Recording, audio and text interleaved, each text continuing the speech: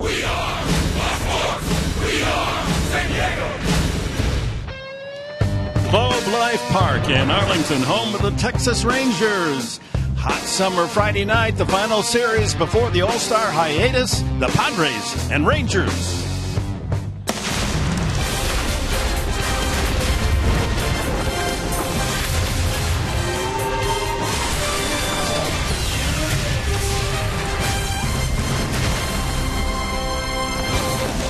Welcome to the heart of Texas. The Rangers have been tossed off their horse. They've lost 8 in a row at home, as both the Angels and the Diamondbacks sweeping them in this current series. The Padres hope to follow suit.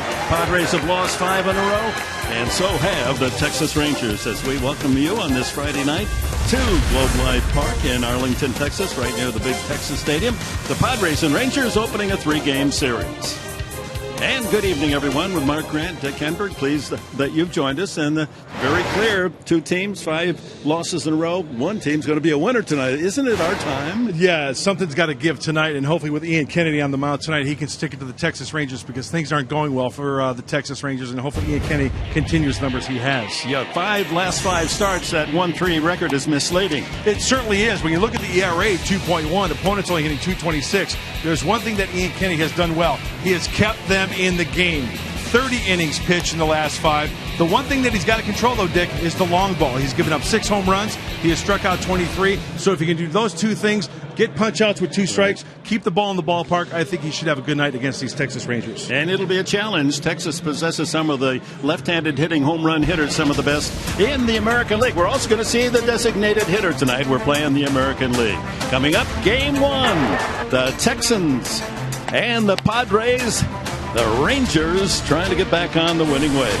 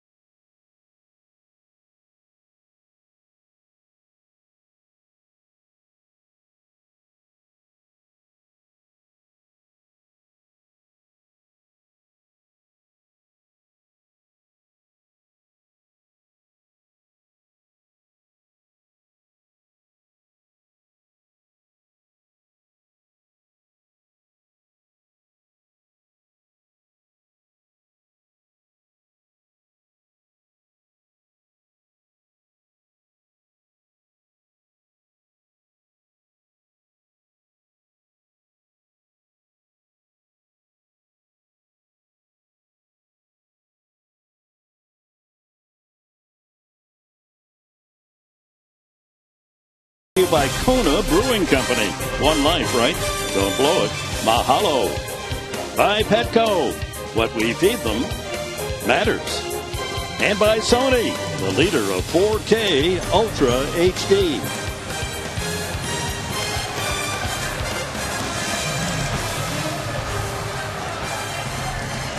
Well, it's time now for our Saquon Pick the Stick. You fans can decide who you're with by tweeting out hashtag I'm with and the last name of the broadcaster you think has the best pick. If you're right, you could win a free foursome of golf at the Saquon Golf Resort. And there are the picks tonight. I'm going with Middlebrooks, a right-handed hitter, against the left-hander Wandy Rodriguez. Brett likes Jerko. Pomerantz goes with Norris, Mark Sweeney, Justin Upton, and our leader Chris Button. Matt Kemp is her call. Temperature at game time, 91 degrees. The wind is out of the south, so it isn't going to get much cooler. They say it'll still be in the 80s by game's end. A breeze out of the south, at times gusty. If anything, it'll hold back any balls hit to right field. Might help a little balls pulled to left. Here's the Padres lineup, brought to you by Toyota. Leading off will be Derek Norris with Yonder Alonso in the second slot. Then Matt Kemp and Justin Upton, the usual 3-4. Jed Jerko hits fifth. Brett Wallace gets his first start. He's the designated hitter. Will Middlebrooks at third. Then Clint Varmus and Melvin Upton Jr. in center field will bat ninth against the veteran 36-year-old Rodriguez. Wandy Rodriguez, the scouting report for the Texas Ranger left-hander is brought to you by Tough Shed. Well, he's a fly ball pitcher. He allows a lot of base runners. Been working out of the stretch quite a bit. And I'll tell you what, Globe Life Park is his kryptonite. He is winless here in Texas at home. Not a good thing for Texas or Wandy Rodriguez. It's interesting. 0-4 at home, but 5-0 on the road. Rangers defense brought to you by Renovation Realty. In the outfield, Josh Hamilton back in the line. DeShields in center and Chu the right fielder. Around the horn, Beltre, Andrus, Odor, Moreland at first base. Corcoran behind the plate for Rodriguez. Really not the best defense for these Texas Rangers. 66 miscues, second most in all of Major League Baseball for these Rangers. So hopefully the Padres can take advantage of some miscues and get on the board early against Rodriguez.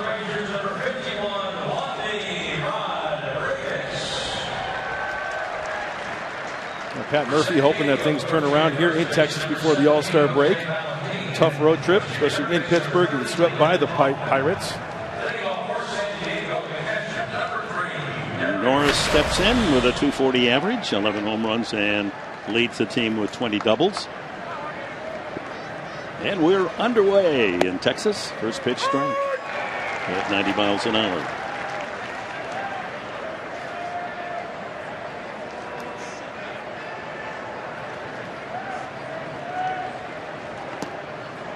Outside, 1-1. The umpiring crew, Manny Gonzalez calling balls and strikes with Schreiber, Reynolds, and Culbreth, crew chief, on the bases. Strike two, 1-2. Well, the Padres winning the first two games of this road trip in St. Louis, then lost the next two, and were swept by Pittsburgh, but in every game, all games close and low scoring. Just got to put some hitting with the good pitching that they've wasted. 2-2. In fact, in the last 9 games, the Padres have scored 13 runs total. Yeah, and there's no room for error, Dick. Whether it's a miscue or a bad pitch by the Padre pitcher, no room for a mistake. Kind of reminiscent of last year. Right, and you mentioned last year the Padres to start tonight 39-48. They were exactly the same, 39-48 a year ago. Swing and a miss, and Norris down on the breaking ball. New manager for the Rangers, 51-year-old Jeff Bannister. His first year as the skipper. Played his college ball, University of Houston. He didn't make, well, he made it to the major leagues for the ultimate cup of coffee. 1 at bat, 1 hit, left the league batting 1,000. Yeah, that's almost Moonlight Graham-like, right? In Field of Dreams. Good for him. He got to experience the big leagues, even if it was just for a short time. 29 years in professional baseball, most of it until now in the Pittsburgh organization. Fouled out of play. 0-2 on Alonso. His average dipping down with basically everyone in the starting lineup. He's no longer a 300 hitter. but leads the team at 296. Fly ball sliced into the left field corner. A long run into the sun, Hamilton, and it's a foul ball. Tough sun for Josh Hamilton. You saw him. He's got the glasses. He was trying to shade with his glove, but luckily for the Rangers and Hamilton, that one drifts foul. And that's what he's looking into. And he's going to be right there for an inning or two. And when you see those shadows, the shadow is directly behind him. So that means that sun, it's off a little bit, maybe 1 o'clock, 1:30. But still, that's a battle. Justin Upton will have to face that same condition when he takes the field. Foul tip off the catcher Corcoran. Well, these Padres tonight are going to see a lot of fastballs and curveballs from Wandy Rodriguez, and he's not going to light up the radar gun. Mid-80s to 90, trying to spot that fastball. Rodriguez been a useful pitcher. Houston 8 years. This is his 11th major league season.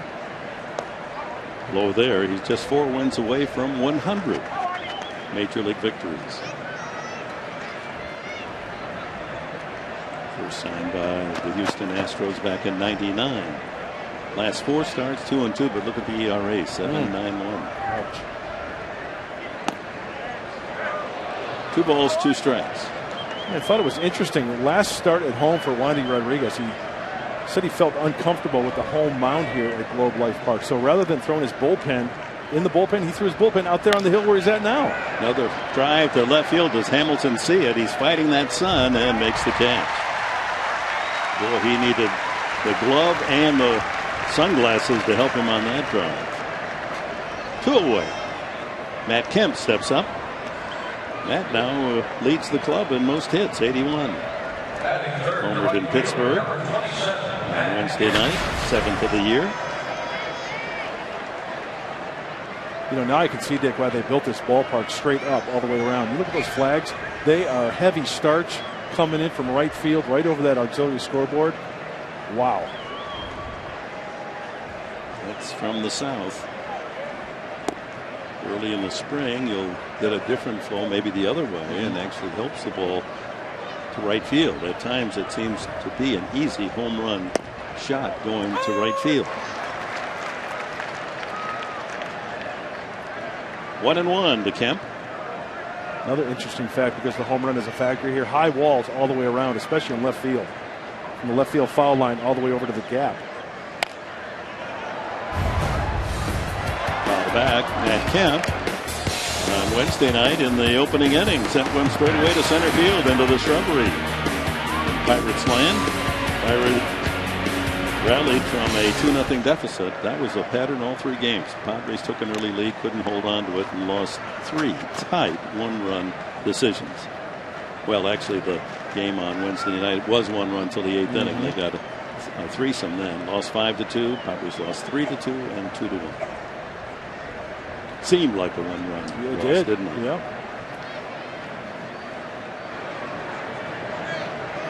1 ball, 2 strikes. Boy, the 5 pitches that Wandy Rodriguez has thrown Matt Kemp, did you notice on the Fox tracks? Only 1 out of the zone, and the other 4 almost right down the middle. Oh, look at that. You talk about getting some to balls to do some damage. Those hitters in the Padre dugout salivating when they see that. You're going to be wild in the strike zone. Fastball away right here. Ooh, breaking ball. Another foul.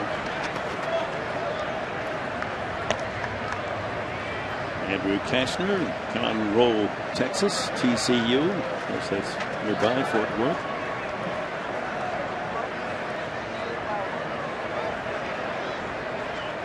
Got me feeling good, seeing some of the hometown folk.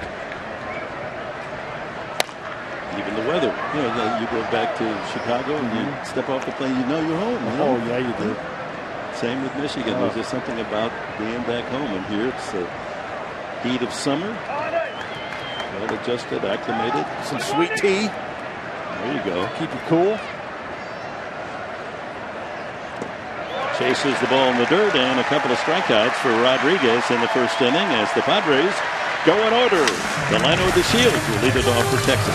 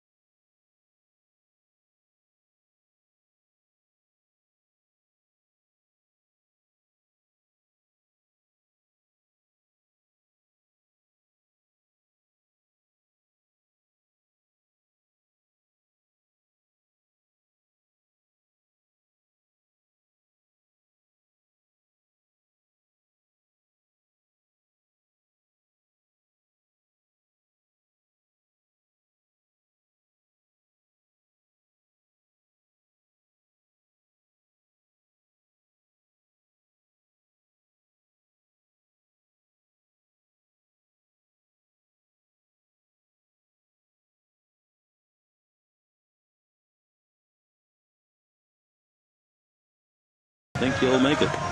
He's now a special assistant here in Texas, and of course they're old friends. And he has his seat there, box seat section, to watch the action tonight. Boy, could he get that ball from home plate to second base. And the general manager, Preller, up in the press area. And stay tuned after the game tonight. Chris Button with a very interesting in-depth interview with Preller, and he'll give you some of the answers to the questions you might be asking. Rangers lineup brought to you by Hyundai.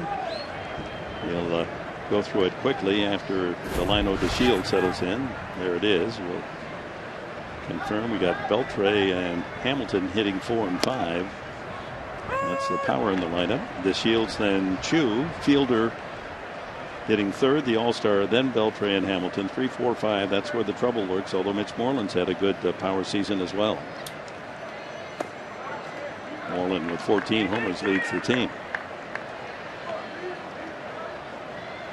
Ian Kennedy, 16th start of the season, looking for his 5th win.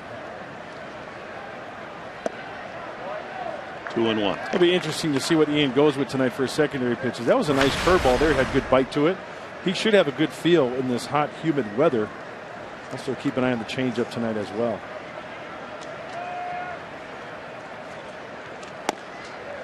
And that one slides outside. 3-1.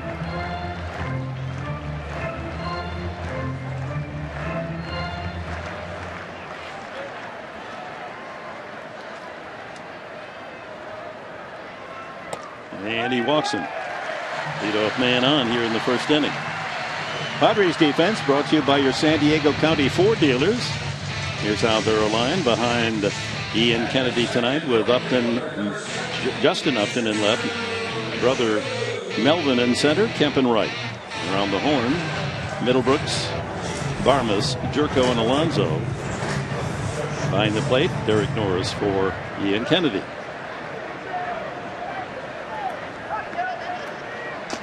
Well, with the way the Rangers are struggling at home here, don't be surprised if Shields gets going. He leads the team with 13 stolen bases. I would have to say they're going to put this guy in motion sooner or later. Runner goes. Throw by Norris. Not in time. Umpire Reynolds at second base checking to see that DeShields may have gone over the bag and left it, but he maintained contact. First pitch going. Maybe spinning the tires a little bit, and whoa, that was close. Does Barmas pick it, stay on the runner? No, comes off. And so DeShields has his 14th stolen base of the year. That leads Texas. Walk and a steal. Good as the leadoff double. Shin Soo Choo. His average down at 230. Whoa, oh, that gets away from Norris and over to third, DeShields. Oh, that was up and in and off the glove of Norris. Might score that a pass ball. Ooh, that ball had a little funky action to it. It almost had spitball action to it. And the starting defense again for the Padres brought to you by your Ford dealers of San Diego. Upton, Kemp, Barmas and Middlebrook left side, Jerko and Alonso on the right side, Norris behind the plate.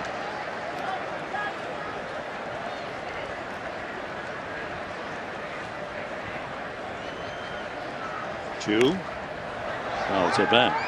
It was scored a fastball. Here's that one pitch before. It looked like a fastball, but Derek just couldn't get a handle on it. I don't know whether that ball had some funky action to it or what, but we don't see that too often. And a walk, a steal, a pass ball, no one out, man at third for Texas here in the first. Infield will concede the run for an out. They're all back. 2-2. It's quite remarkable, isn't it, that the Rangers have had such great difficulty winning at 115 and 24. 8 in a row they've lost.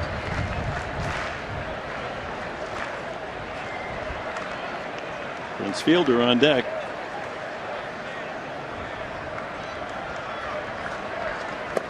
Waved at and missed. Changeup. Nice changeup from Ian Kennedy. Good sign with that runner at first, a third of the way there. Stay up on top of it, let it do its thing, and great location. Well, let's check our scouting report tonight. Brought to you by your Honda dealers of San Diego County.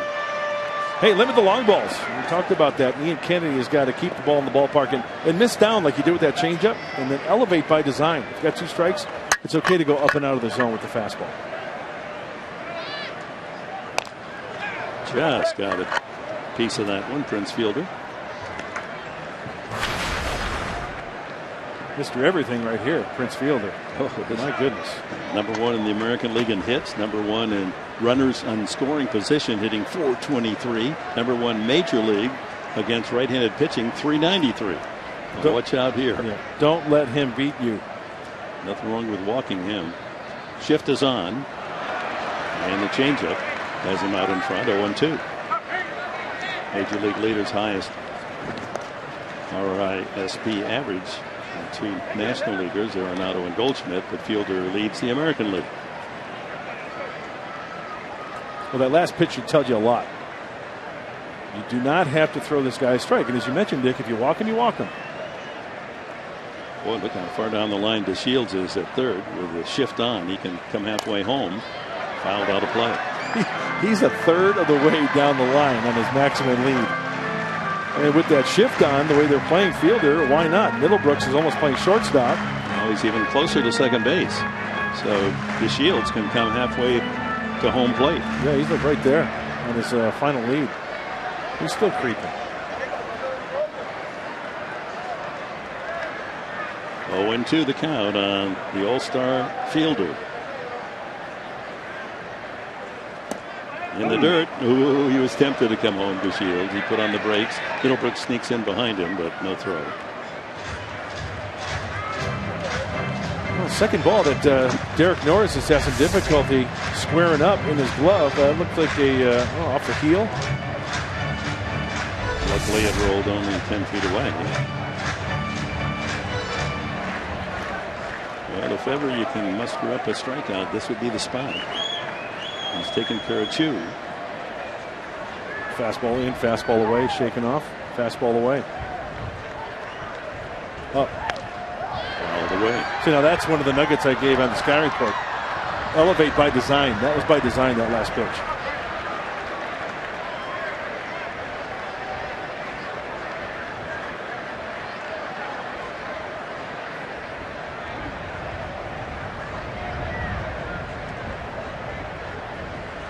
One out, runner at third.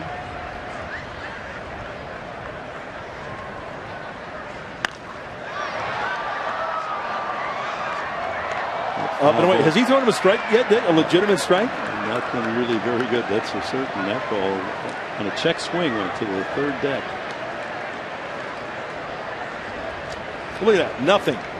6 pitches. Not one in the strike zone. I say throw him a breaking ball here in the dirt. Smother it, Derek Norris. That's exactly what happened, but Fielder able to hold back, and the count goes 2-2. 8th pitch, this at bat coming up. Okay, now I'm just thinking here. Everything's been out of the plate, out of the zone. Breaking ball down. I say a nice fastball in on the fist a little bit. Maybe up. Not something that he can get extended on. Ooh, fastball away. Fastball, there you go. Oh, change it.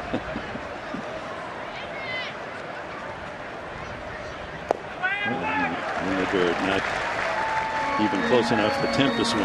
And once again, it goes back to what you said, Dick, as you take a look at the numbers here against Ian Kennedy. It's okay if you walk him.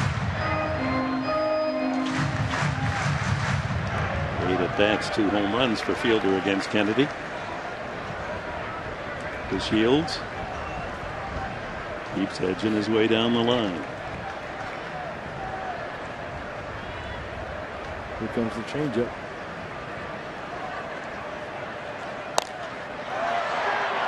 Shallow, left center. Upton's ball. Oh, what are they doing? What's going on? Farmas congratulating himself while the runner scores. Come on. Oh, my. He must not have known how many outs. Because Upton's, first of all, it's Upton's ball coming in, because then he has the throw in. And let's say, I'm sorry, that with the shift on, that wasn't Farmas, that was Middlebrooks over there. Middlebrooks comes over, calls off Upton, and thinks he squeezed the final out of the inning. Instead, they gift run. How about that for a run? A walk, a stolen base, a pass ball, and a mental error. Yeah, that's inexcusable right there, and the Rangers get on the board. Sacrifice fly to shallow shortstop.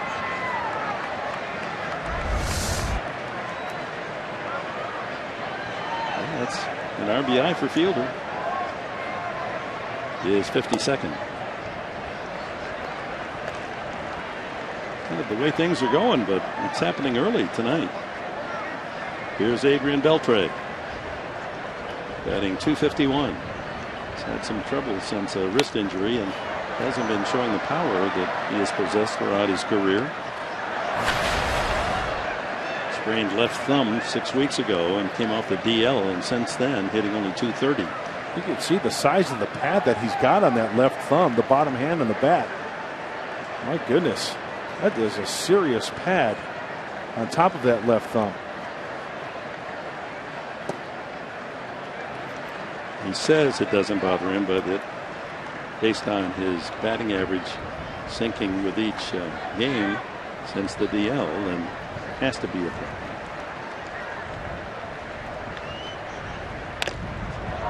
Look at, he dropped the bat. He's hurting. The way he's been swinging the first 2 swings, he actually let go of that bat. It's got to be bothering him a little bit. He picked up that padding. Yeah, see him let go of that bat there. And he lost the pad. You start messing with your wrists, thumbs, stuff like that, a power swing like this guy, well, that's going to cause some problems.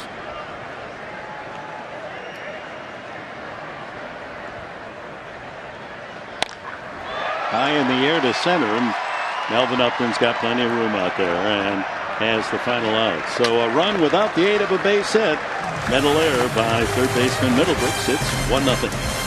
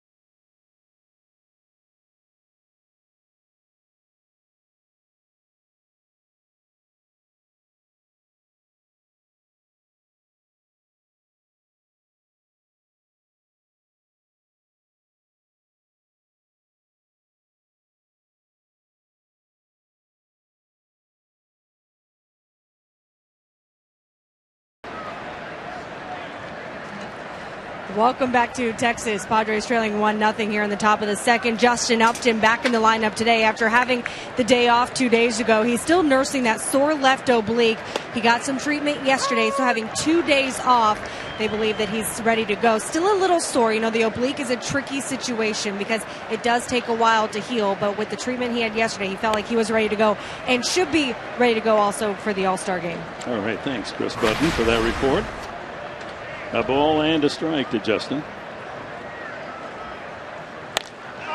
Pops it up on the right side into foul territory. Comes Moreland, the first baseman, calling off the catcher. 1 away. That's 4 straight for Wandy Rodriguez. Let's go back to the play that scored the Rangers run. Middlebrooks in the shift catches it right out of the glove of Upton, holds it for a while, and so DeShields says, I'm going to score. From shallow left field. And I think that as soon as I saw that replay, as soon as that ball touched Will Middlebrook's glove, it was the intent of DeShields to take off, because as soon as that ball was touching the glove, he was up. With the lack of offense, the way things have been going here, hey, Texas Rangers got some speed. You've got the infielder going back on the ball. Why not take that chance? But it looked as if Middlebrooks thought the inning was over. Absolutely. He caught it and held it well. No question. Yeah. Or it was his intent. He maybe thought, you can't assume, he thought that DeShields was not going to go, and he just assumed that he was going to stay. But you can't do that. You got to get the ball in quickly. Jed Jerko has had a pretty good road trip. In a team in a hitting slump as a team, Jerko has shown some life in that bat since coming back from El Paso. 1-2.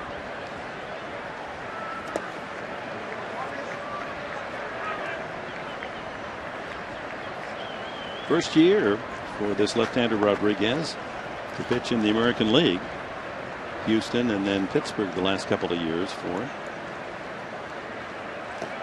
In the dirt again. Full count. And in between innings, when Will Middlebrooks came in with Clint Barmas, Glenn Hoffman was talking to him. And you know what? They just want to be on the same page. Glenn wants to know what he was thinking. Clint Barmas was along with him, just so they're on the same page and they understand what was going on. First base runner for the Padres as Jerko earns a walk. And it'll bring up Brett Wallace, the designated hitter.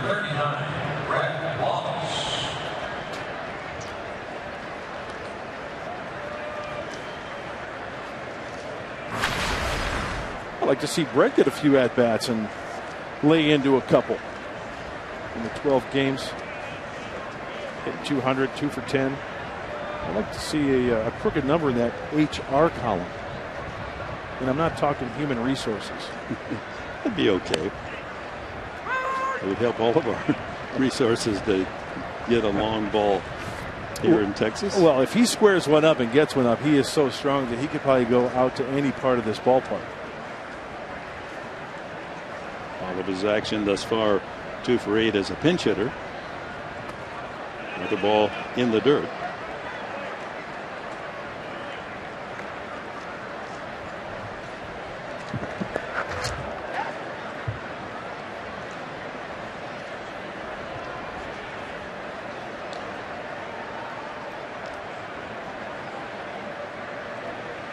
A fastball away here to Brett Wallace.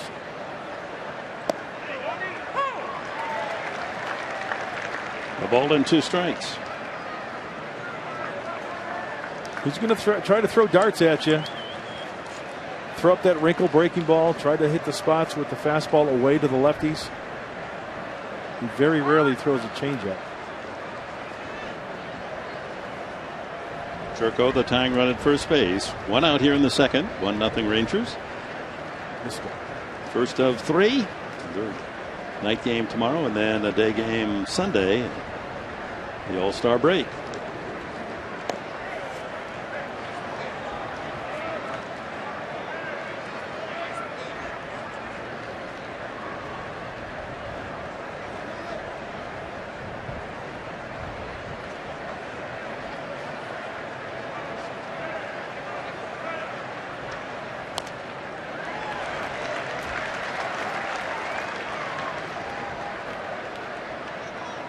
Seems like everything's been away as Will Middlebrooks waits on deck.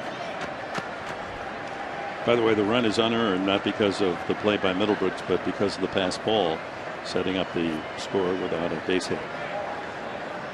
Doesn't make Kennedy feel any better, but for keeping score, that is an unearned run.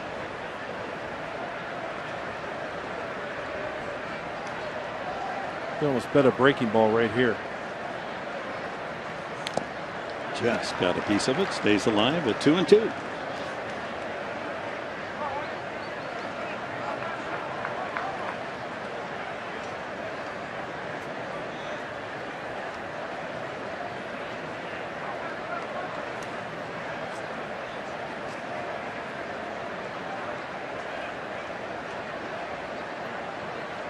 Rodriguez very deliberate. Snail's pace. Outside. And another full count. I think when you look at Randy Rodriguez, and if you're left-handed kids and you want to be a pitcher, this is why you should try and be a big league pitcher. 90-91, breaking ball, you mix in a changeup very rarely. And if you've got a heartbeat, you've got a chance of pitching. That's right. Hey, have some fun with it, right? And a swing and a miss. 3 strikeouts for Rodriguez. 90-mile-an-hour fastball right down the middle, but low, right at the knees, maybe a little bit below the knees. Two-seamer, hard to the plate. Will Middlebrooks. Here's a chance to atone for that play back to shortstop. Again, the shift does put players in different positions. That normally would have been the shortstop. 9 home runs for Middlebrooks. 3rd most on the club. He's back home in Texas. Lines that to center field, and DeShields charges and makes the catch. Nothing in the second for the Padres. Josh Hamilton will lead it off for Texas in the second.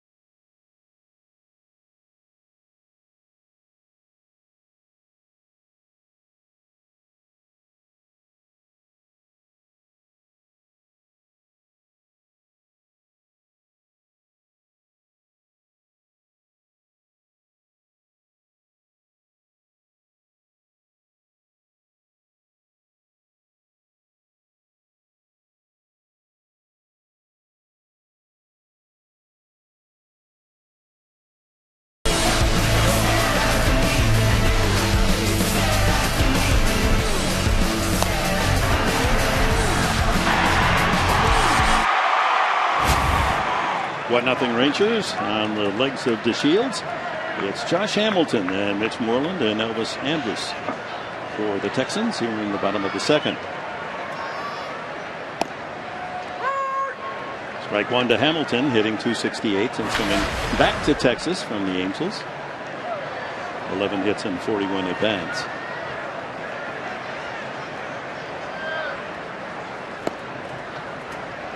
One and one. Well, tomorrow night, 5:30, we're on Fox Sports San Diego for the pregame show. James Shields for the Padres, Colby Lewis, who is 8-3 for Texas. And Sunday, a 11:30 start to conclude this long, laborious, uneventful road trip. It'll be Tyson Ross and Giovanni Gallardo. Ground ball into the shift. Jerko in shallow right to throw out Hamilton. Time now to look at the keys of the game, brought to you by your San Diego Honda dealers. Dethrone Prince. Since he's Mr. Everything here in Texas, right, Dick? In this lineup. Don't let him be king. Hey, don't let him be king. Hopefully he wears the collar tonight. And Texas toast for Wandy. Since we're here, Texas toast is huge here in Texas. If you hadn't had it, I highly recommend it. Just meaning make burn out Wandy early. Make him Texas toast. I thought you meant it so like when the guy you just put the bread outside the window and you could do that as well. Like when the guy says he's toast, he's done. Hopefully they can do that for Wandy. Mitch Moreland with 14 homers. He's had a good year, 289 average and 44 runs batted in. Got a souvenir and his lady, he's leaving town.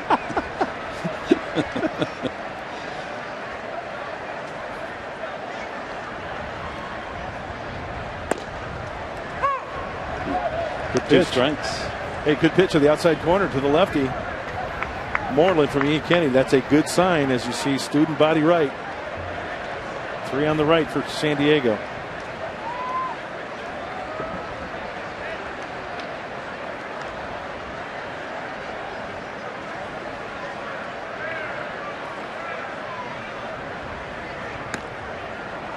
He wastes one upstairs.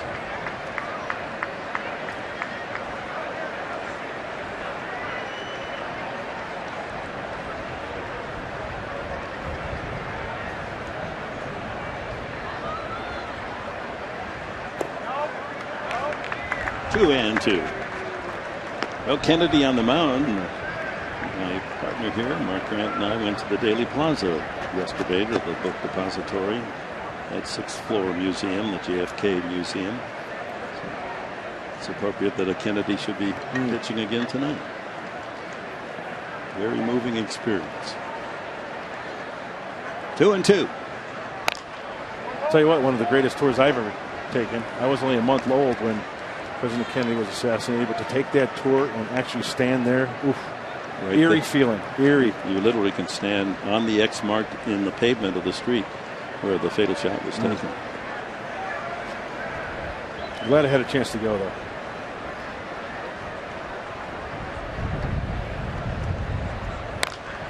Bounce to the right side, and Barma's playing over near second, makes that play. A good sign right here in this inning. 2 balls hit on the ground to 2 guys who can hurt you. Hamilton, Moreland, got some pop.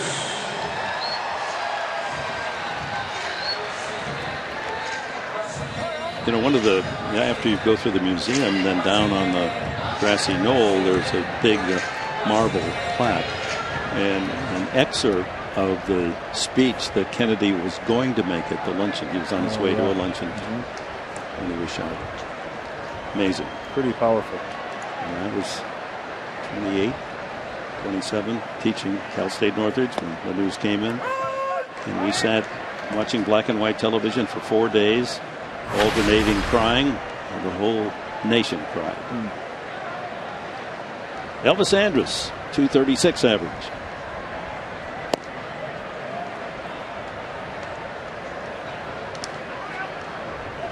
Andrus has been a valuable player. Not a lot of shortstops available. You get a good one, you hang on to him. And he started at such a young age. He's only 26 now. And it seems like he's been around for 15 years, doesn't it? Yeah. He was a major leaguer in 2009. 19 years of age. Swing and a miss. Good pitch there. Back on May 25th this year, he recorded his 1,000th hit in the big leagues. Quite a milestone for Elvis. At 26 in terms of longevity, he's the old man for the Rangers. The longest tenured player. Thank you very much. That's paint right there. Yes, sir. Strike 3 and the second strikeout for Kennedy, who mows down the Rangers in order. In the second, it's 1-0 Texas.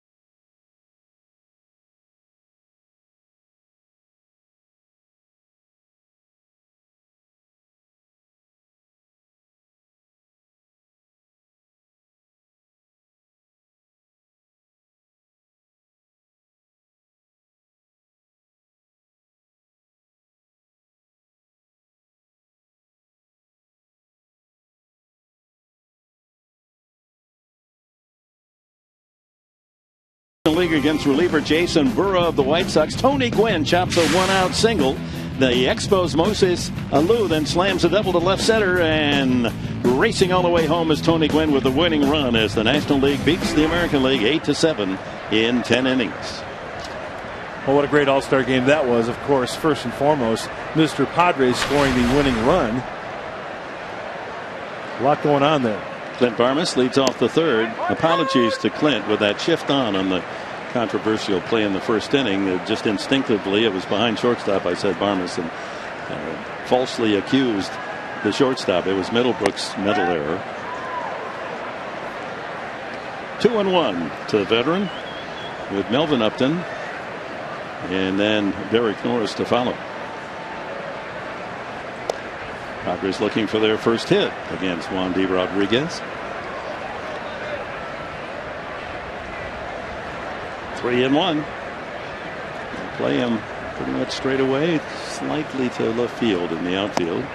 That's a strike at the knees. 3-2. You know, we saw that play at Tony Gwynn sliding in. Pudge Rodriguez was at the plate for the American League. So Tony slides in safely. Line drive left field, and that's going to fall for a hit.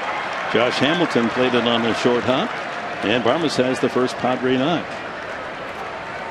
Well, it looked like he was out in front of an off-speed pitch, but stayed back just enough to keep that ball off the end of the bat. Let's check it out. Hands are back, drifting a little bit.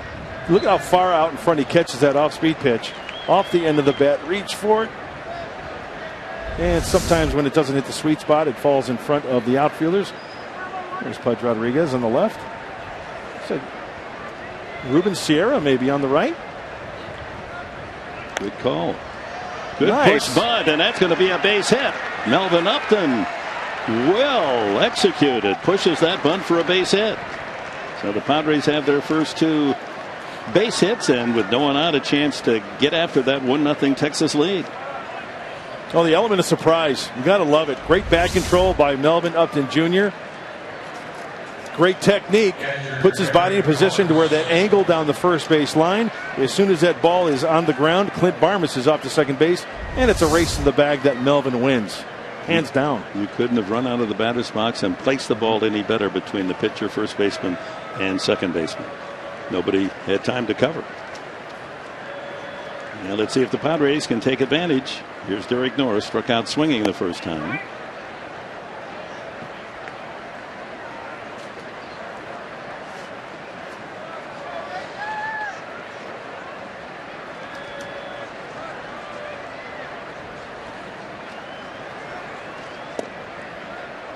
Almost at the knees, little inside. 2-0.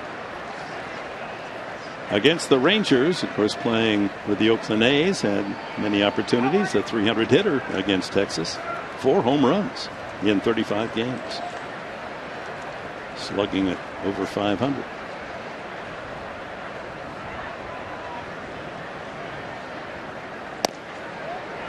And 3-0.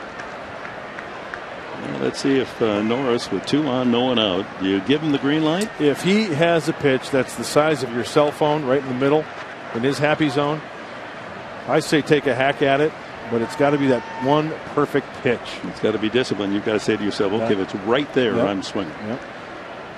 This is the 50th pitch, and he's taking all the way and in the strike zone, but not to his liking. Probably wants it a little more inside. Yonder will be next.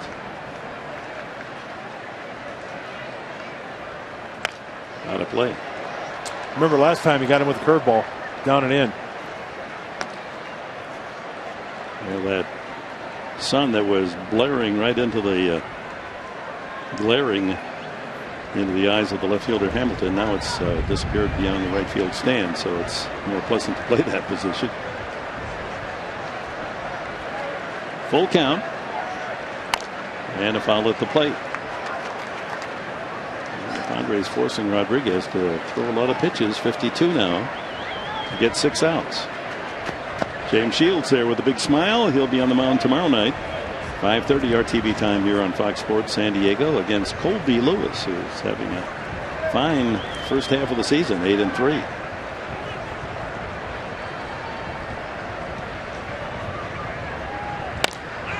Popped him up. Infield fly rule here, middle of the diamond. And shortstop Andrus puts it away for the first down. Big out for Rodriguez because the runners stay put. Double play now in order. And he's trying to work. You can see his MO here. He's trying to purposely work down in the zone and get that ground ball. That's an adjustment that he has got to make. Yonder Alonso flying to left, his first at bat.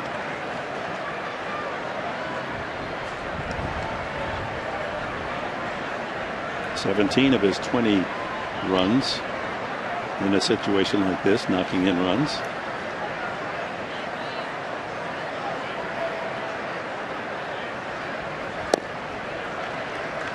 Ball one.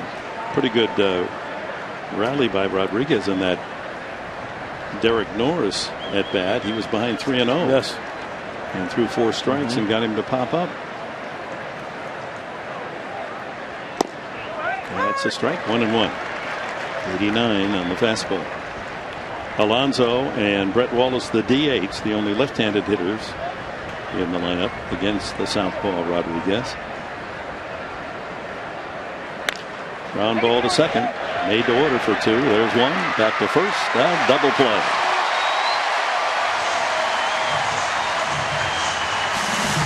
Nothing for the Padres in the third. 1-0 Texas.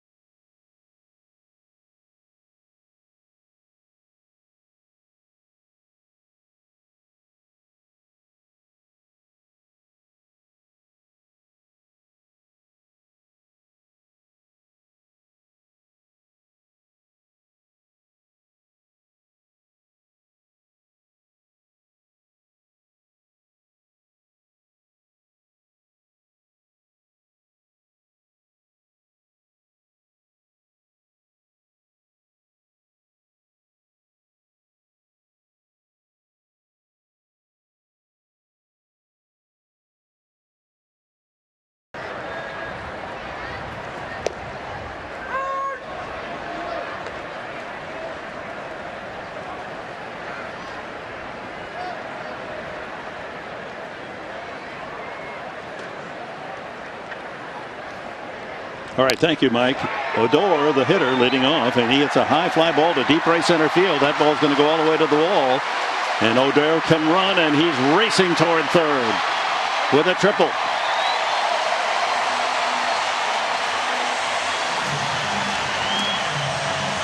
His second of the season. .238 hitter opens the third with an alley shot for a stand-up triple. When you talk about hitters with gap power, Odor displays that right here. No chance for Kemp, no chance for Upton Jr. And Dick, you said it. As soon as that ball was off the bat, he could see where the outfielders were playing. He had triple written on his mind right out of the box. It's about 400 feet from home plate where that ball landed. So right center field is the triples alley. That brings up the pitcher, or catcher rather, Carlos Corcoran, batting ninth. Infield in at the corners. They'll try to make the play at the plate. Varmus at short and Jerko at second are well back.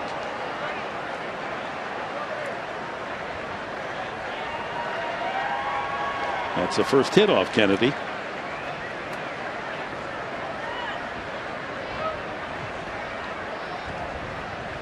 Corcoran a switch hitter. Broken bat. Here comes the run home. Jerko throws him out. 2-0 Texas. 2 runs on 1 hit for the Rangers so far. Corcoran's 15th run batted in. You know, that's a good piece of hitting right there. It's a pitch that was in by Ian Kennedy, and as a hitter, you know, he's looking out at the defense. He knows that he doesn't have to overswing. So this pitch comes in. Look at him get the hands in. The phantom cam down by the label.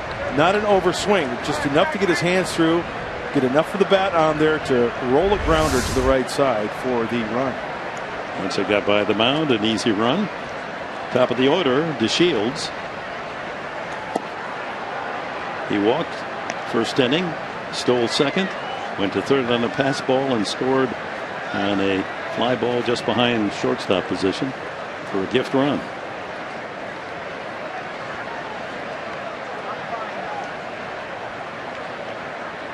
See, now that's one of those situations where, because of the pitch Kennedy made, people might be saying, well, boy, if they had the infield in, they probably could have cut down that run. But see, that's the chance you take. Yes. It's early. You play back, because if he got jammed and he looped one over the second baseman's head, then you've got the creation of a big inning possibly. That's a good point. You've got to play the odds here. It's early in the game. Yes, you give up a run on a soft ground ball, but the out is very valuable at this point in the game. 1 away now here in the third. DeShields with a count 2-1. Fly ball to right center. Right fielder Kemp has to come in on an angle to make the catch. Brings up Shin-Soo Choo. Shin-Soo Choo. A little bit of trivia here for you. Okay. He's the only true left-handed hitter in all of baseball that wears the double ear flag. He's a true left-handed hitter, not a switch hitter, but he still wears the double ear flag. Grew up in South Korea wearing it. He's just very comfortable with that style. Ground ball pulled foul, pass first. Otis Nixon back in the day, switch hitter, double ear flag. Terry Pendleton, switch hitter, double ear flag. Shin-Soo Choo, solo left, double ear flag. That's useless information for you right there. But that you only get here on Fox Sports San Diego. That's right. And they don't pay a cent more. Exactly. Get it for and free. You know what else? You know what his nickname is? Chewy. Chew. Yeah. Okay. See? Another nice little nugget. Yeah. Hey, stay right where you are, folks. It'll get worse. It'll get worse. 2 strikes on Chew. Fastball away.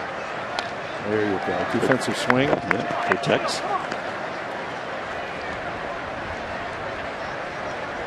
Chew's had some good years when he was with Cleveland. Back-to-back years, hit 300, 2009, 2010. Hit 300 right on the nose. Last year here in Texas, only 242. Reaches out and fouls that.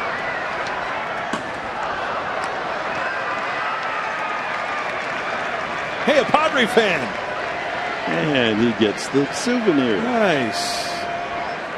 The baby, she says. All right. It's going to be a good night. See if he goes fastball in here.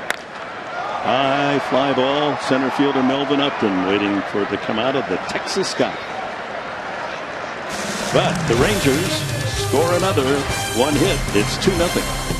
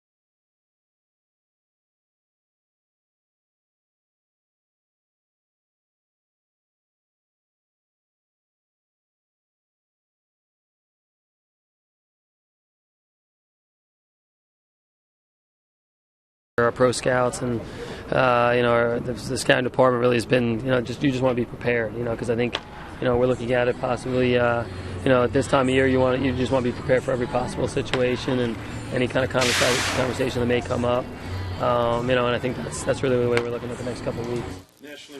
So that is A.J. Preller answering Chris Budden's question. You'll see the entire interview on Padres Live, the postgame show, as to whether or not the Padres are going to be buyers or sellers with the trade deadline coming up at the end of this month. Matt Kemp pulls a two-hopper to third. Beltre across for the first out here in the fourth inning. And his answer was elusive. And wait for a couple more weeks. This road trip and the fact that the Padres have fallen now 9 games below 500 have made those around the team speculate that the Padres may be traders. I don't like the sellers so much, that term, but traders. Justin Upton fouled to first, his first at bat. And here's an interesting part of that whole chemistry going into the end of July and the trade deadline. You've got a man who is going to be a free agent at the end of the year. Right. He's been a terrific player for the Padres. Plenty of teams want a power bat in the lineup from the right side down the stretch, no doubt. Played some sensational defense. So you package him maybe with a pitcher and you make a big deal. Easy for us to say, right? Yeah. Pops it up on the infield. First baseman Moreland comes down, calls off the catcher. And there's 2 away in the fourth. Jed Jerko walked his first time. Padres have no runs, 2 hits. The Rangers 2 runs, 1 hit.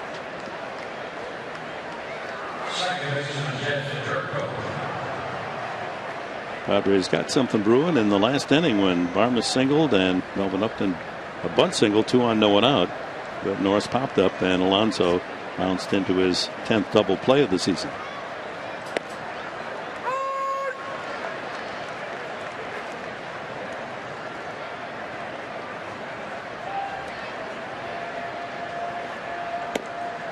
A ball and a strike to Jed.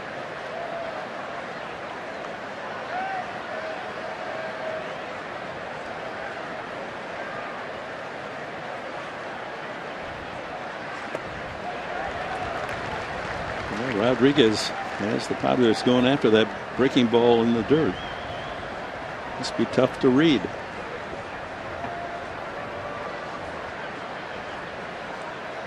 Fastball in.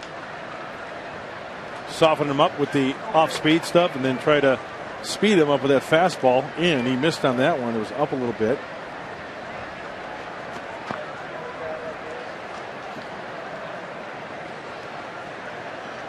There's a Padre fan. Strike 3. Breaking ball on the outside corner. Jerko said that looked a little wide. 10-pitch inning for Rodriguez. He gets the strikeout. We're in the middle of the fourth, and coming up, the all-everything all-star, Prince Fielder for the Rangers.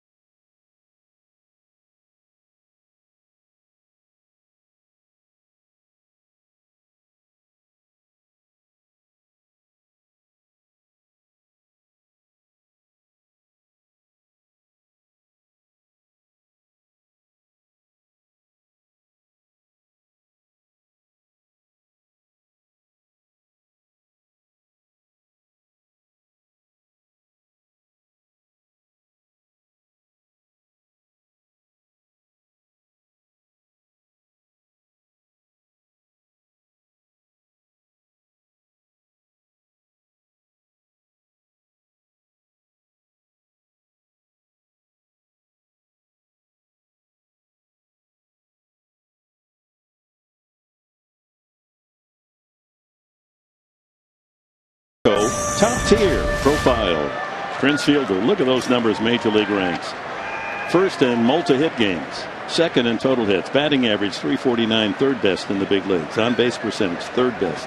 Runners in scoring position, third best. On base plus slugging, seventh best. And here he is on his way to Cincinnati Tuesday. No, earlier Monday. He's going to be in the home run derby. He was credited with an RBI on that shallow fly ball back of shortstop that scored the Shields from third base in the first inning. He's going to be matched up against Todd Frazier in the first round. That'll be interesting. That'll be a good one. In that ballpark? And here are the matchups. Pujols against Chris Bryant, the rookie with the Cubs. Jock Peterson, the rookie Dodger, against Manny Machado. Josh Donaldson and Anthony Rizzo. That's another good one. And then Frazier and Prince Fielder in the first round. High drive to right field. You can look up and watch that one go out of here. Fielder has hit his 14th of the season.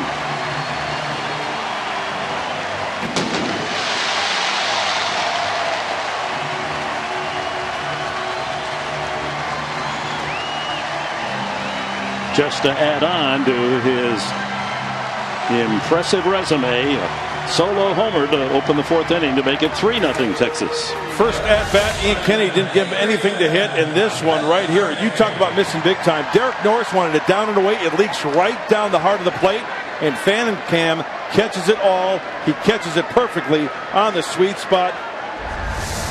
He's so immensely strong. Goodness. And that's just a matter of Ian Kennedy not placing his fastball exactly where he wanted it. If you're going to miss on the other side of the plate, not down the middle. He just yanked that one. 415 feet, the home run. Beltre fly to center his first time. And he drills one. If it's fair, that's gone. It is gone. Just inside the foul pole. Number 7 for Beltre.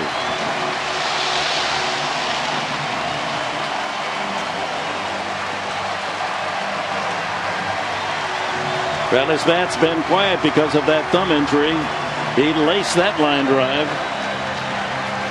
And Ian Kennedy now has thrown 20 home run pitches this year.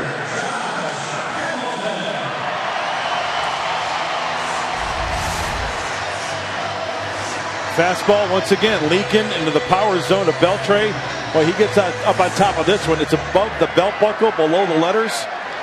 And he's just been around too long to not miss that. Sore thumb or not, Beltre connects. Josh Hamilton, he's a threat to go deep. Grounded to second his first time, the shift on. Just 368 feet.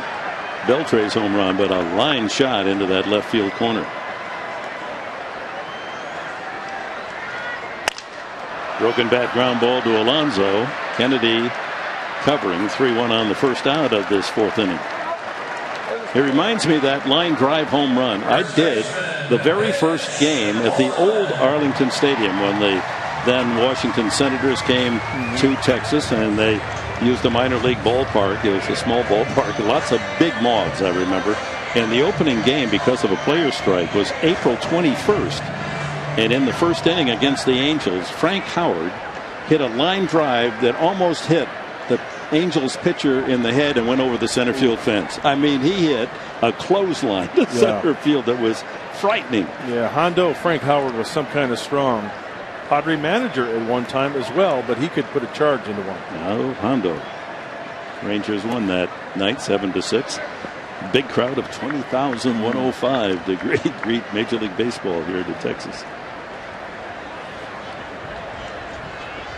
Mitch Moreland grounded to second his first time to the second base side. Varmus, the shortstop, fielded in the second base position. Well, that's the first home run for Beltre since May 25th. So you can imagine how happy Ranger fans were to see that leave the ballpark. They've missed his home run prowess.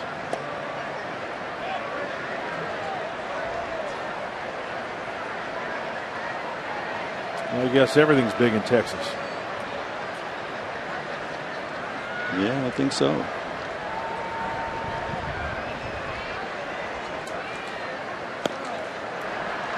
Foul tip into the glove. Norris, most home runs since June 25th. While Beltre's bat's been quiet, Moreland's hit a half dozen.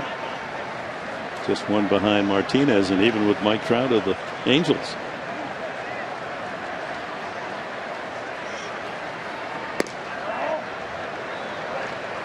Well, Moreland had an elbow chip taken out in that left elbow, but he's getting extended nicely, hence the numbers. And there are the two guys that went long ball. Lefty righty combination. Fielder Beltre. Drive to center field. Upton started in and just able to reach up with that long left arm of his and take that one out of center field. That was taken off. 2 outs. Well, Adrian Beltre with his first home run in 21 games. Here is his career portfolio. 402 homers, 1,400 RBIs, career batting average 284. Now we're talking about a third baseman now, and not many third basemen make it to Cooperstown. Are those numbers impressive enough to get some votes? It's going to be tough. It's going to be really tough. Third base, the fewest members in the Hall of Fame at that position of any other position. Elvis Andrus struck out swinging the first time. Well, here are the third basemen that are in the Hall of Fame. Recent generations: Mike Schmidt, Brooks Robinson, Ron Santo, George Brett, and Wade Boggs. Strike on the inside. Boy, Schmidt really did have a fantastic career. He most certainly did. Trying to compare, George Brett 1 RBI more than Mike Schmidt, 1596, 1595. Andrus with the line drive foul. And you see Brooks Robinson, he had the lowest batting average of the 5, but you couldn't judge his value as a great ball player by his bat alone. He had key hits, but that glove, how many games did he win for the Orioles with the leather over third? Well, at the same time, the other faces on that list, they were good defensive third no basemen. question about it. Really good. And the one thing that sticks out to me, Mike Schmidt playing in that market, Philadelphia, I mean, they were hard on that guy for a long time. That's a little looper headed to foul territory. No, it hangs fair. And Andrus goes into second with a bloop double. Didn't hit it hard enough or high enough for Kemp to get to it. Even he said, lucky I got all my fingers. That was a terrible swing. Kind of a half swing. And with that swing, that's not the way we're going to be playing them over that way. They were playing them, even if they're shading the line there, that would have been a tough one. That was one of those medium fly balls that just hugged the foul line. Darren Balsley out to talk to Kennedy. 4 hits for the Rangers. They don't have a single. They've got 2 doubles. Or check that, 1 double, 1 triple, and 2 home runs. Leading 4-0 here in the bottom of the 4th.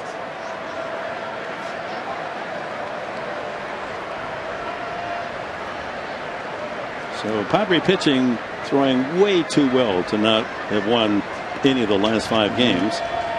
But Kennedy touched up now for 4 runs early. Rougned Odor tripled to right center and scored the 2nd run.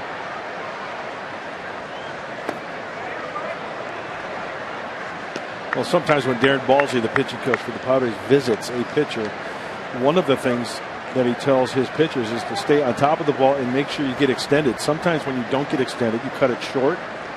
You don't have the same type of action on your pitches. May have been one of the things he mentioned to Ian. Way off the mark on the first 2 to Odor. Kind of spun off that last pitch and finished high. Not really following through. And that's heavy workload. 20 pitches in this inning. 72 total.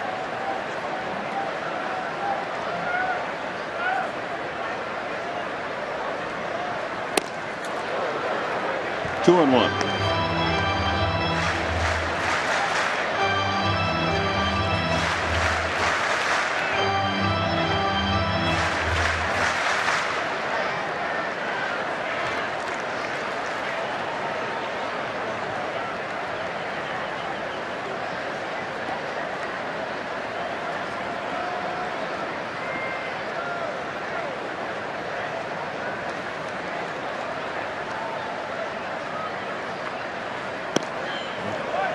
Going back. Yeah, really worked underneath that last pitch and pushed it, and not a good follow through from Ian. Therefore, that pitch way up and away. 3 balls and a strike to Odor, the 9th hitter. Corcoran is on deck.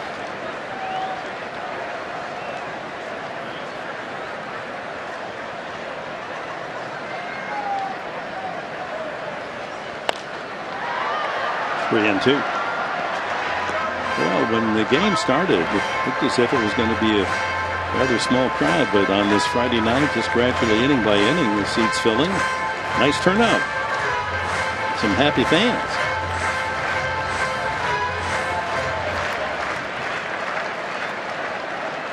I really like that right field area with the upper deck. I think it's kind of old school, almost Tiger Stadium. Yes, it is like Tiger Stadium. The big high girders. Fly ball center field. Upton is there.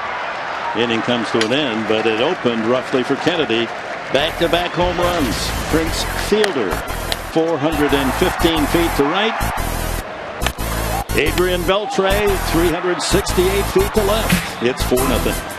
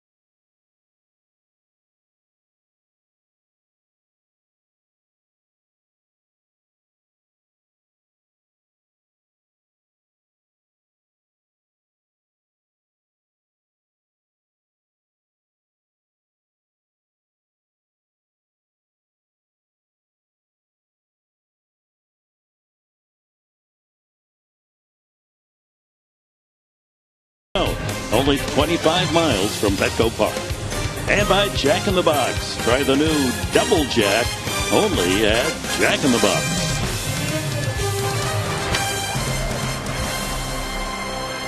After 4 here at Globe Life Park in Arlington, Texas.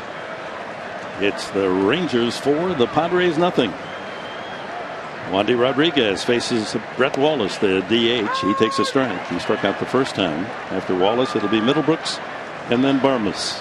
Just afraid Wandy Rodriguez is going to find that groove, and next thing you know, he's going to have a solid 7 underneath his belt. He's had some quick innings. Now he's got the cushion of that 4-run lead. Jumps in front, 2 strikes on Wallace. Wow, last 8 home games for the Texas Rangers. Winless. Batting average of .341 against. Padres have the 2 hits. Barmas a single to left and the bunt single by Upton. 70th pitch of the game coming up from Wandy.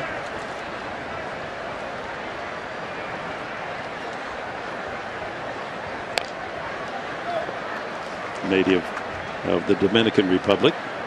Rodriguez now 36. Was released by Atlanta at the end of spring training this year. Signed a minor league contract with Texas. Texas with a plague of injuries to pitchers the last couple of years. Yu Darvish and Derek Collins this year.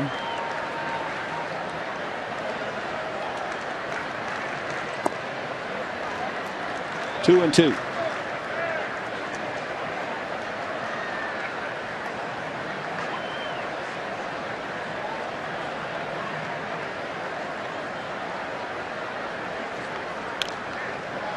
Good cut there. Yeah, their DL is pretty long. Kyle Blanks, remember him? Yes, sir. Ross Ollendorf, former Friar. Yu Darvish, you mentioned 60-day. Derek Collins, 60-day. Perez, 60-day. Jurickson Profar, their young shortstop. Infielder, 60-day. So hang with him. And the count full now with Brett Wallace. Padres trying to shake up those bats, get something going here in the fifth. Middlebrooks and then Barmes to follow. And he looks at strike 3.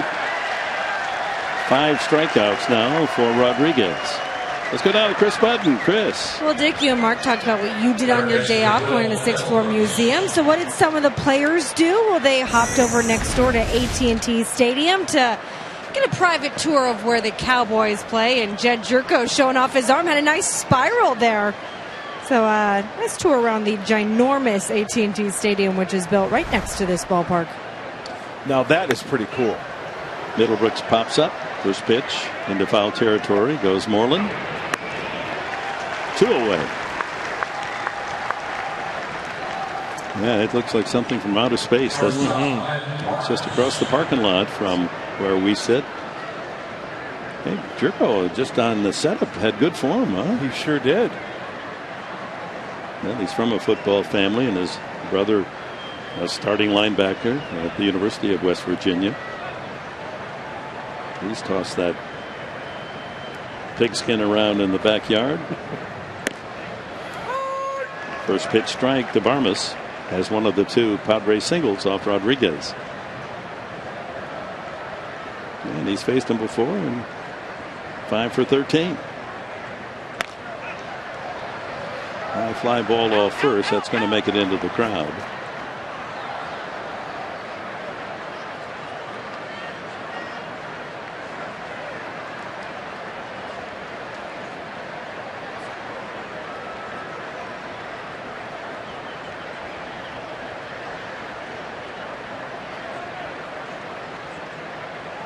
Ah, the joy of baseball can bring. Soft fly ball to the second baseman, Odor. And the Padres in order for the second straight inning.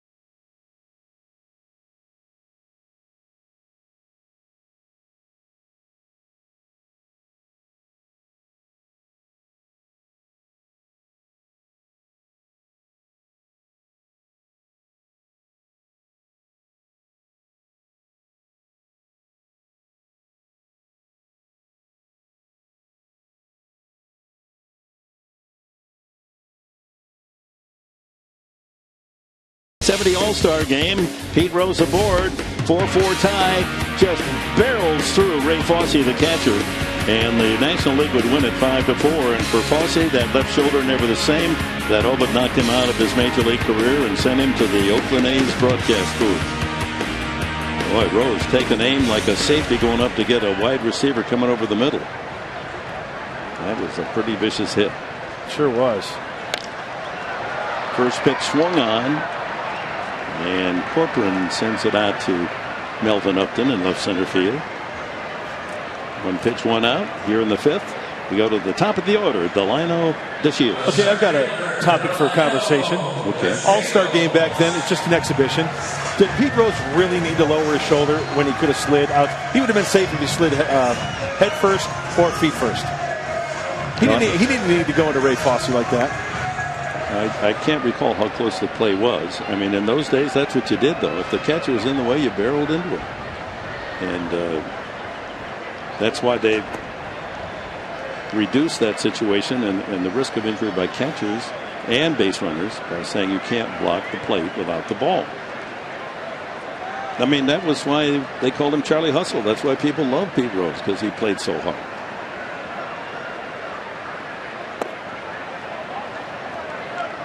Delino DeShields stole a run, first inning. Walk, steal, pass ball, short fly ball. They got the Rangers on the board early, and they've scored 3 more since. Did you run into his father in your playing career, Delino DeShields? I did. Couldn't tell you the numbers against him, but good player. Did he long career? Run as well as the kid? Yeah, he ran really well.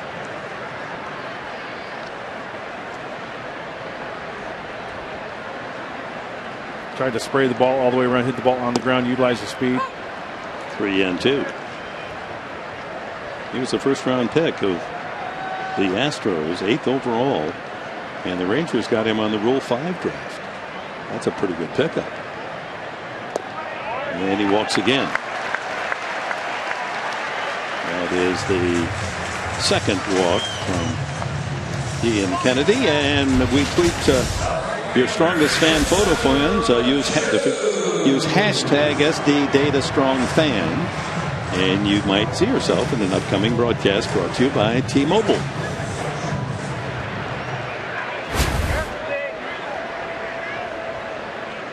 So DeShields, who stole his 14th in the first inning, he leads the Rangers. Threat to go again with 1 out.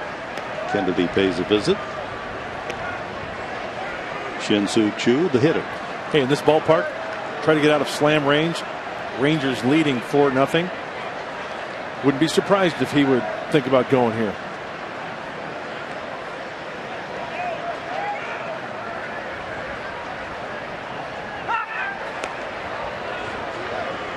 You could hear Hector Ortiz, the first base coach, shout back.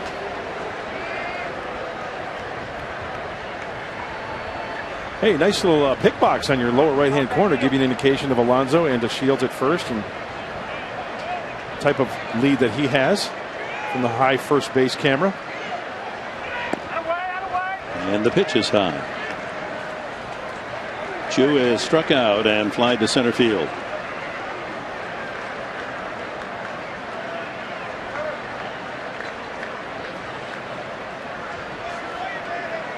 '21st year baseball here at this beautiful baseball park. Arlington between Dallas and Fort Worth. Dale Thayer, who is returned to the active roster off the DL, did not pitch in Pittsburgh, but he's warming up tonight.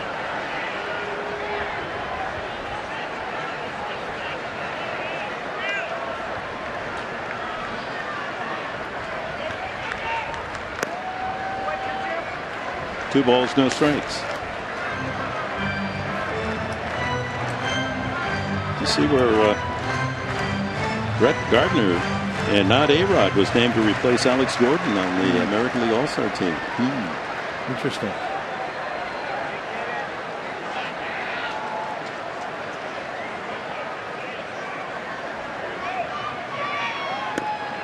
High again, 3-0. Oh, not finishing off. Ian Kennedy kind of cutting it short a little bit on the delivery.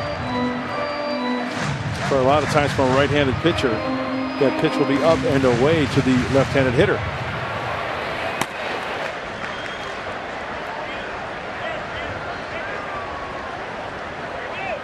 Three balls, no strikes to Chu. And it's wide, ball 4. So back-to-back walks with 1 out here in the 5th. And that sets the table for Prince Fielder. Fielder belted his 14th home run of the year last time up. No doubter. Well, after his first at-bat of the evening, Ian Kennedy didn't give anything. He did have a sacrifice fly to Will Middlebrooks, but that one caught too much of the plate. It was a mistake from Ian Kennedy, a fastball over the heart of the plate. Here comes Pat Murphy out to the mound, and apparently we're going to have a pitching change with Thayer getting ready. There's the signal. And indeed, that'll be all for Kennedy. He goes 4 1/3. A couple of walks here may indicate that he's tiring, and Dale Thayer will make his return to the Padres when we come back.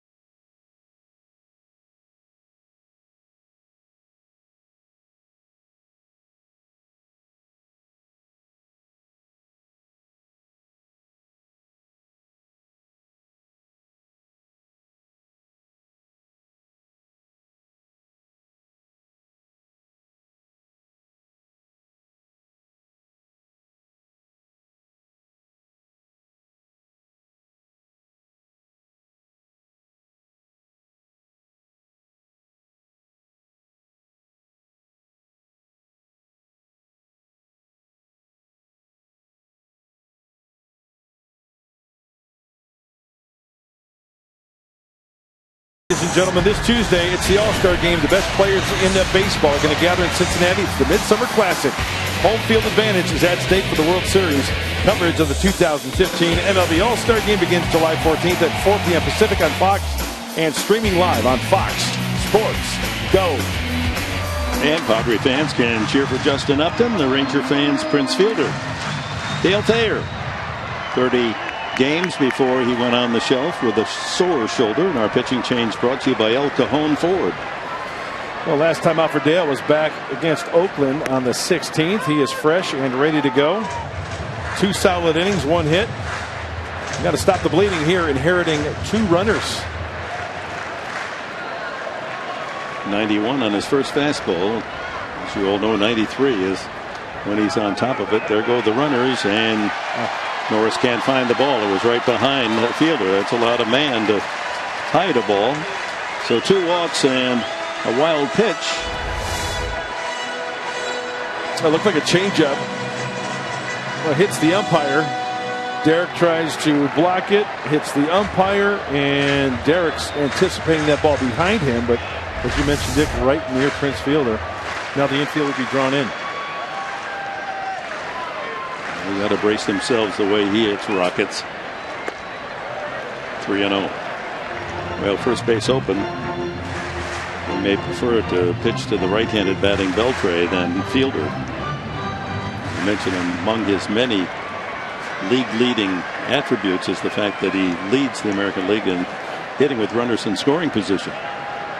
And he's swinging away. High fly ball, shallow and left. Upton coming in. The runners tag, and it's a bluff. They're not going. The throw comes to the plate, and that would have nailed DeShields had he tried. 2 away.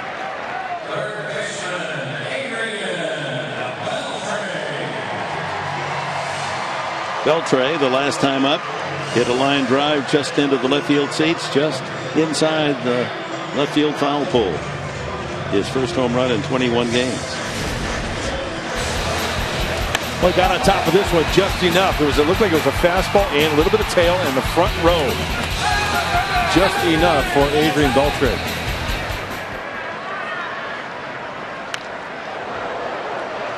Well, there he goes again. That sore thumb.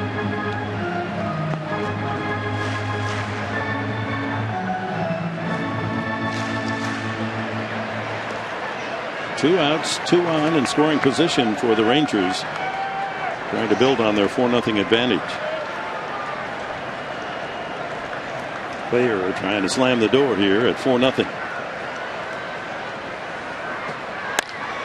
A drive to left field. Upton is there. A laser to left, but to the glove of Upton.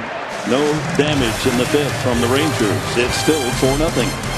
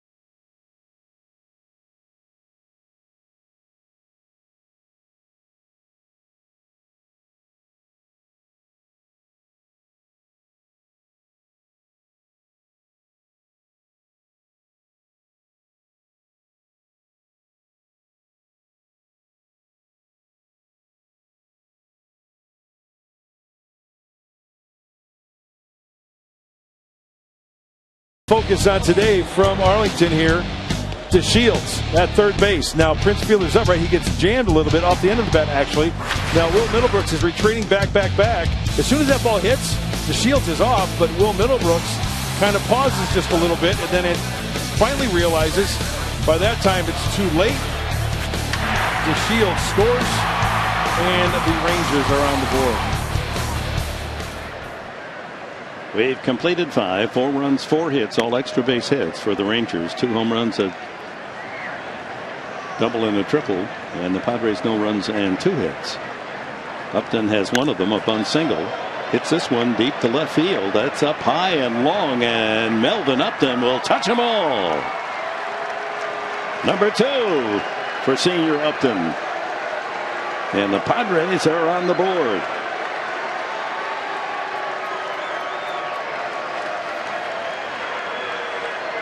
Out of the 9-hole, 2 of the 3 hits, including the home run for Melvin Upton.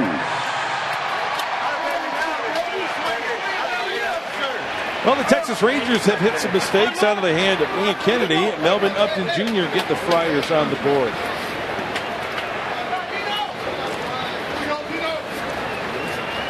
Leadoff homer here in the 6th. Top of the order, Derek Norris.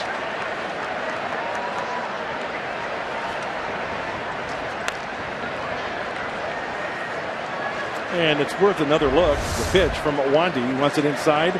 And that is middle in. And Melvin is quick to that baseball. High into the Texas night.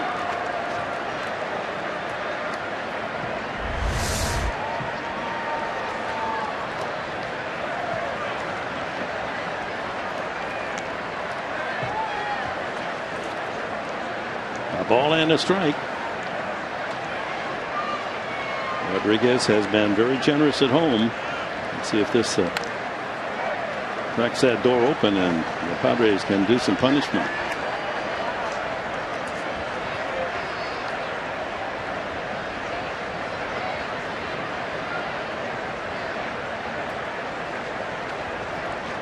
Norris has struck out and popped to short.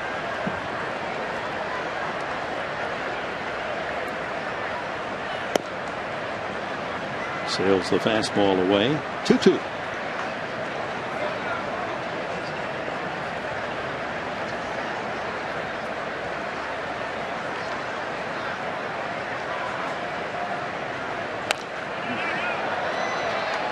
Again, it's worth mentioning Rodriguez is not overpowering.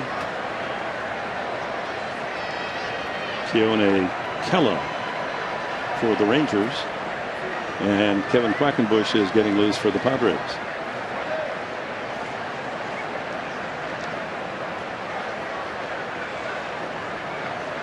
And Odrisamer Despaigne also getting ready. Inside. 3-2. Good layoff right there on that curveball as two right-handers get hot. Shouldn't take long here. With an off day, Despaigne taken out of the rotation so that Shields could pitch tomorrow and Ross on Sunday. So he's available in the pen. Pops him up. Third baseman Beltre wants it. One away. Our closed captioning is brought to you by Wiener Schnitzel. Yonder Alonso has flied to left and wrapped into a double play. 4-1 now. The Rangers leading here in the 6th. Stay tuned. We got a game break coming. Redbirds, Buccos from Pittsburgh. That's a big 4-game series. Mike Pomerantz and Steve Finley will fill you in on that one from PNC Park. 4-game series. Cardinals won game 1 last night. As we start tonight, the Rangers 41-44. Despite this tough losing streak at home. Losing all the games of this homestand, 0-5. They're just 6.5 back of Houston. Almost hit Alonso. 3-0. Now here with a count 3-0 and you're down 4-1 later in the game, I say you got to take a pitch. I would agree with you. And he does, and it's ball 4. That's what the Padres need. Some base runners and get the big swing. Our National University standings tonight. Houston has seen its big league shrink to 1 game over the Angels, with the Rangers 6 back. This is all updated, but Seattle 7.5 and Oakland 9.5 out. And the new skipper Jeff Bannister on his way to the mound. That's going to be all for Wandy Rodriguez. We'll be back in Arlington. 4-1 Rangers.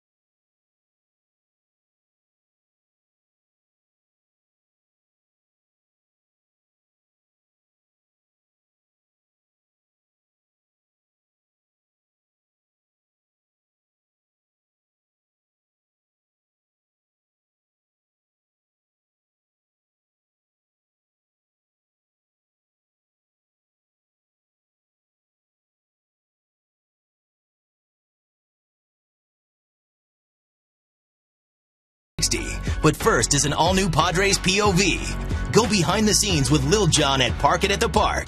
Padres POV, yeah! And go bowling with Yonder Alonso. Yeah, supposedly Matt, J-Up, and all these guys, they bowl all the time, and they're pretty good. And welcome back. I like that. Padres POV, Yeah, Lil John, Padres fan. That. Lil John, it's your favorite. All right, a run home on the home run by Melvin Upton. Alonso with a walk. Here's Matt Kemp against the relief pitcher Kella with Justin Upton on deck. Pretty much a 3-pitch pitcher for Kella. Fastball, curveball, and a changeup. He's got a good arm. Mid-90s. Can touch 97 at times. He really tries to create a downward plane towards home plate. Gets up on top. 0-2 to Kemp. Well, that's a power curveball, it looks like, out of the hand of Kella. He's been the busiest of all the Ranger pitchers. This is appearance number 41. Opposing hitters batting .262. He has allowed 3 home runs.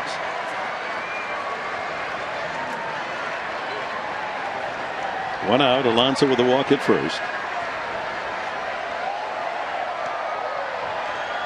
1-2 the count.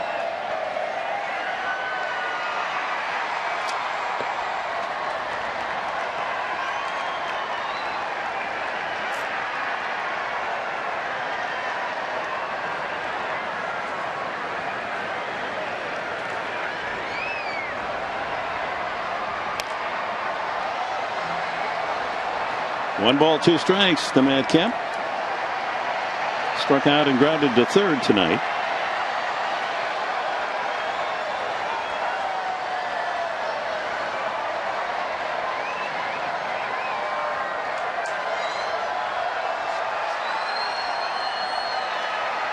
All the noise in the background. If you're a baseball fan, you know what that's all about. Fans here entertaining themselves.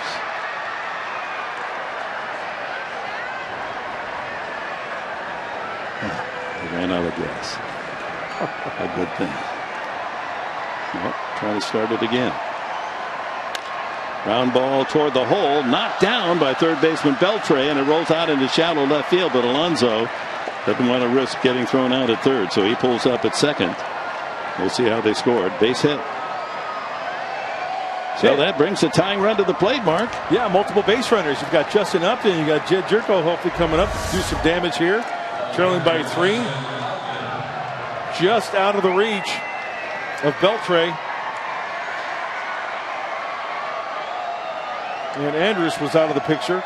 But as you mentioned, Dick, with Alonso on first base going to second, no need to try to go to third there. You got the big boy Justin Upton coming up. Put a charge into one possibly.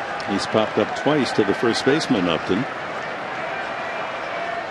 In a 4-1 game, one swing could tie it up.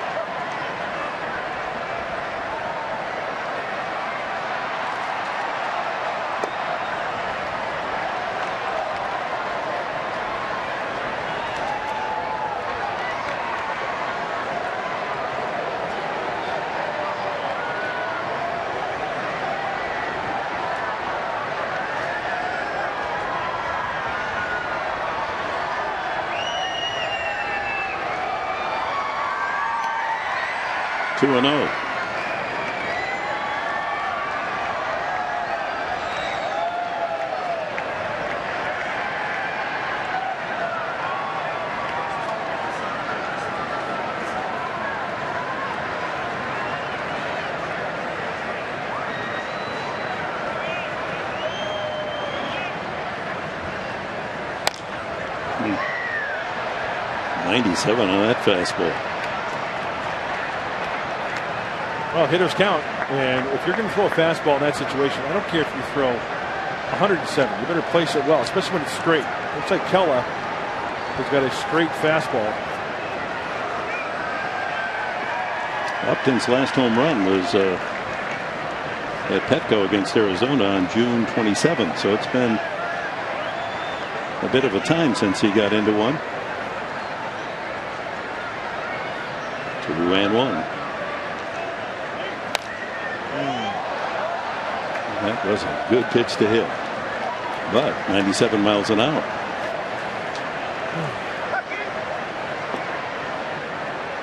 Brother Melvin with a home run to kick off this inning to make it 4-1. One out walk to Alonso. Kemp with the infield base hit at first base.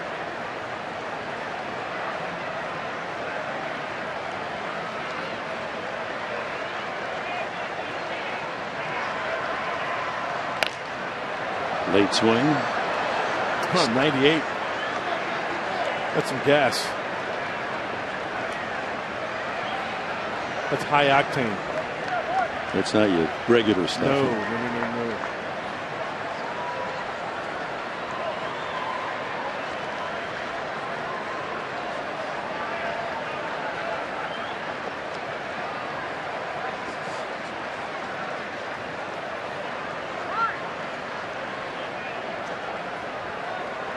Kendall was born in Los Angeles, just a baby. 22, turned 22 during the season. Sam Freeman is heating up the left-hander for Texas. He gets Upton, and there's 2 away. That is the power curveball from Kella, but let's go back to pitch number 1. He starts him off with the curveball.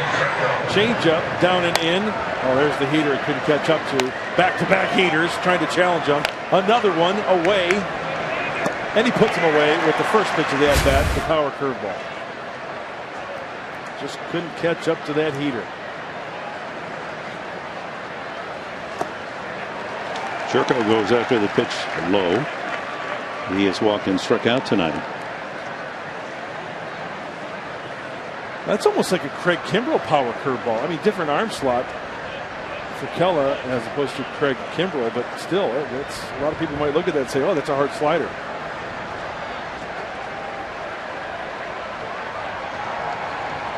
Oh, that's a balk. He didn't give him timeout, so that's a balk.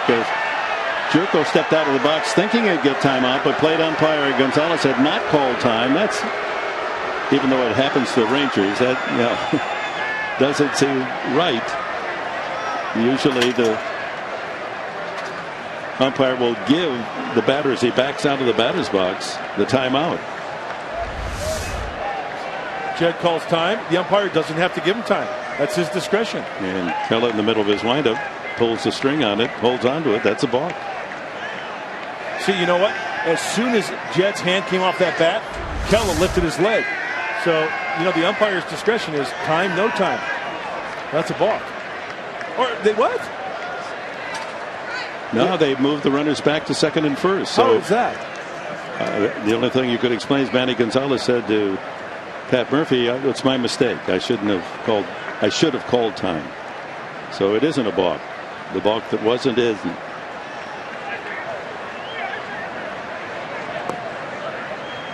One and one.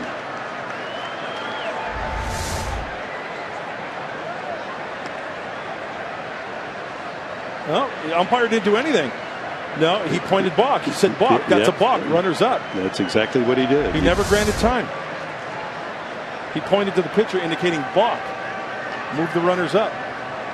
I got a balk on the umpire right there. I want to know who overruled that call. High fly ball to right center field, not deep enough. Chu out there to make the catch, and the Padres lead 2. They do get the home run to Melvin Upton and cut the lead to 4-1.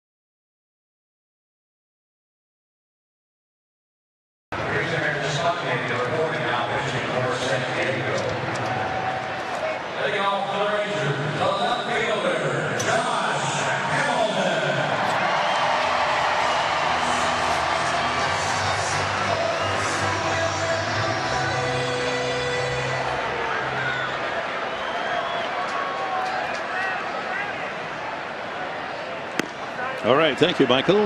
Bottom of the 6th inning, it's Odrisamer Despaigne in from the Padre bullpen to face Josh Hamilton, Mitch Moreland, and Elvis Andrus. 4-1. The home team leads here in the bottom of the 6th. Shot up the middle and by the dive of Middlebrooks. Hamilton has a base hit. Goes the opposite way, beats the shift. That's the 5th Texas hit and the first single. It's Moreland, the batter. Back to that St. Louis-Pittsburgh series, a 4-game series, and St. Louis won last night. Should Pittsburgh win tonight, they'll be 4.5 out, and so there's 2 more games on the weekend. And the thought around Pittsburgh was get 3 out of 4 before the All-Star break, and pull to within 2.5, and you're going to be just fine. They're playing great ball. Both teams. We saw them firsthand, didn't we? Long drive that's foul. Moreland hit that a mile into the second deck. Line to center field his last time.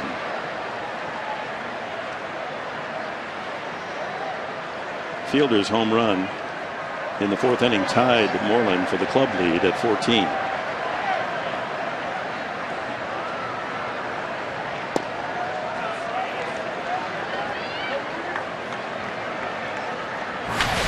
So Despaigne, the rubber-armed right-hander. Yes, it's American League, right? No pitcher hitting, and if he can give you, 2, 3+ innings, if he finds a groove, leave him out there. This is his 18th game. Way out in front, Moreland. 1-2.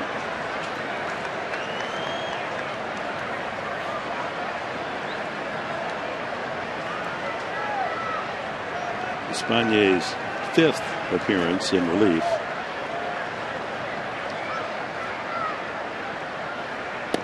Got him. 1 away here in the 6th. Oh, let's see what it is out of the hand of Odrisamer. Looks like a 2-seamer. Tremendous movement away. He can add and subtract to that pitch, and if he throws it 89, 90, it creates a little bit more movement, and that's what it looked like on that last pitch. Andrus struck out and then blooped a double down the right field line.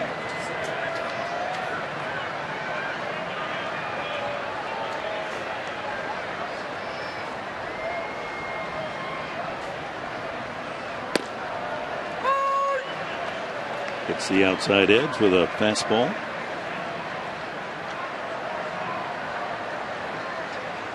Well, I know a lot of you fans aren't big tennis fans. Some of you are.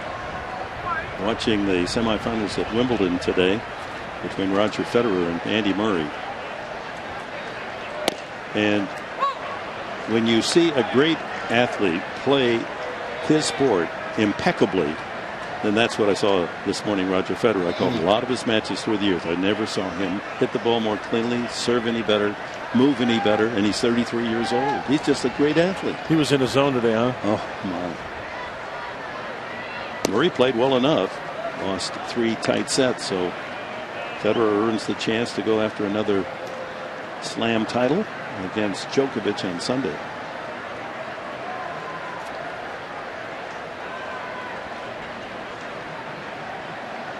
One and 2. Center field. Upton has to come up for it. And there's 2 away.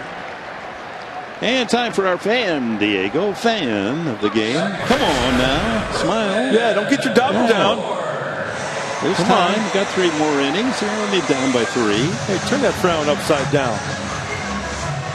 I don't know. The fella there looks a little nervous. I wonder if he's going to go on one knee and make the big proposal tonight. He looks a little nervous. She's saying no. She's saying no. Don't even try, kid. Rougned Odor. He takes a strike. Oh, come on now. Come on, I want to spend the rest of my life with you. What? I don't know about that. Boy, you always have to come to the ball game.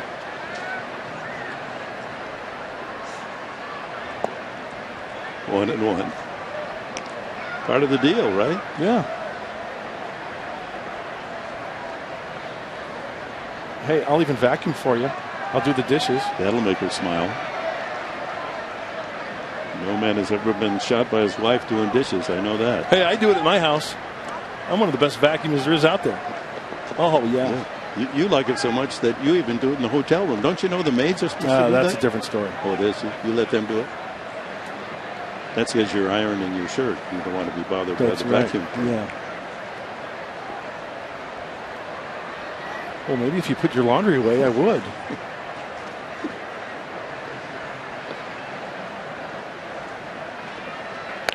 Well, Drewsner's got the good.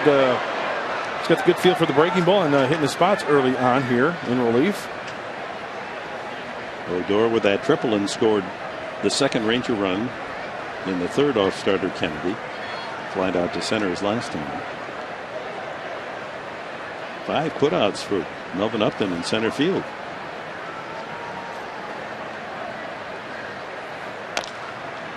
Chop on the mound. That's just too tough a play.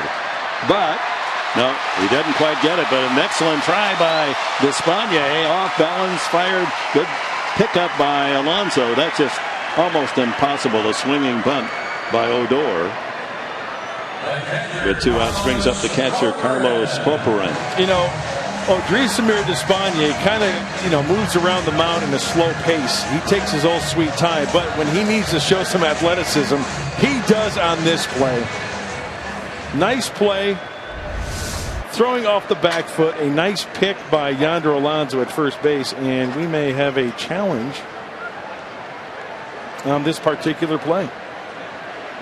Apparently Pat Murphy thinks he has to put out at first base. Let's check it out again. That would be a remarkable play by Despaigne if he gets Odor.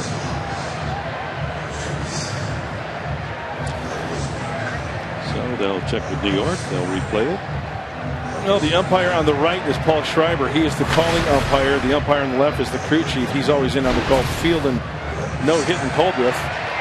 Here's another look. Safe. I got safe. Hard to see when the ball's in the glove. With the naked eye, it appeared he was safe.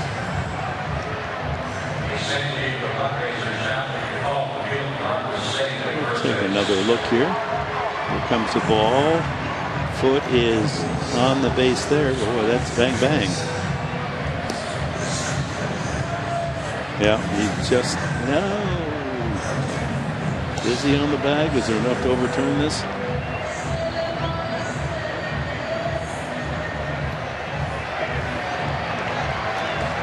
He's safe. How about the width of the seam on a baseball? He's safe. Reasonable challenge. So no more challenges for manager Murphy and the Padres. Corcoran has grounded to second, fly to center. After scoring a run, top half of the inning on Upton's home run, Melvin's home run. Got to hold him here. Momentum on the Padres side. Slow breaking ball, ball 1. Hitting left-handed, Corcoran batting just 167 on the season. He's a switch hitter.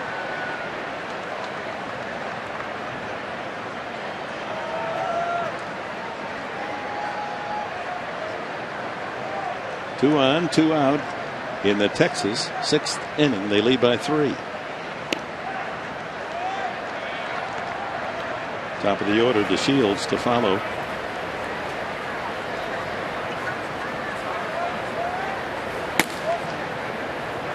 Sam Freeman is the lefty. Spencer Patton, the right-hander.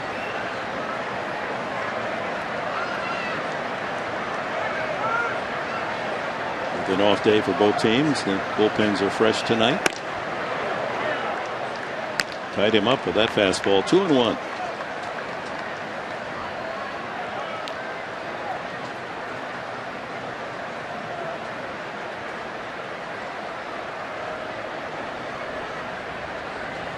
Temperature, we're guessing about mid-80s right now. It's game time, it was 91.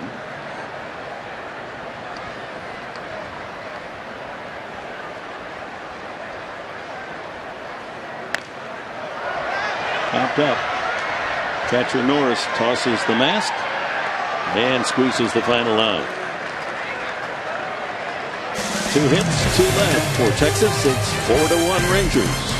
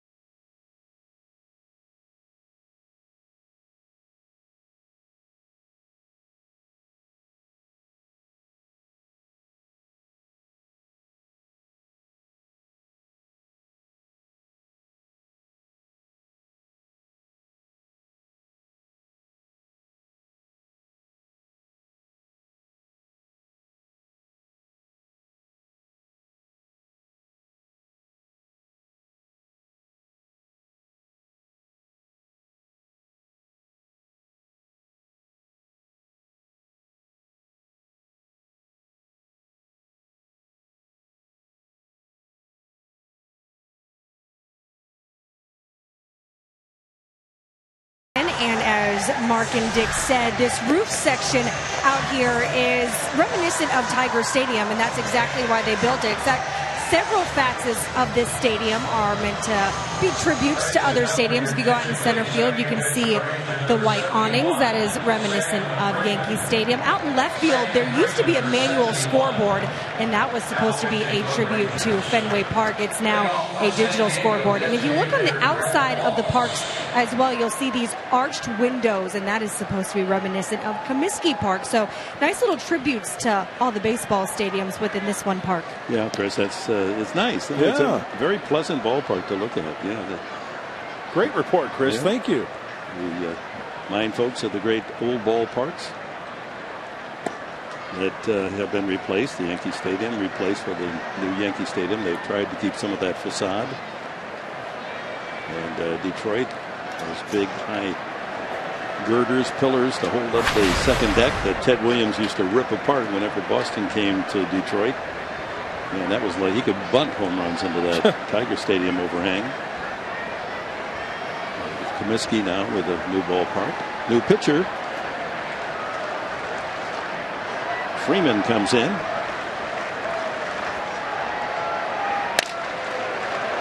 And Wallace hits that one into the right field corner for a base hit.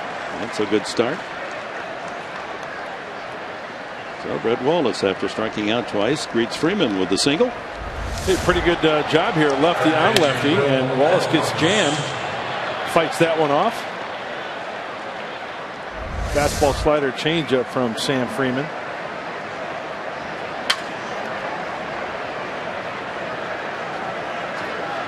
Spencer Patton continues to throw, and apparently that was a one-man effort for Sam Freeman, and manager Bannister is going to go out and bring in a right-hander. And as we go to break here, we'll look from outside. There are the Comiskey Park arches. Nice.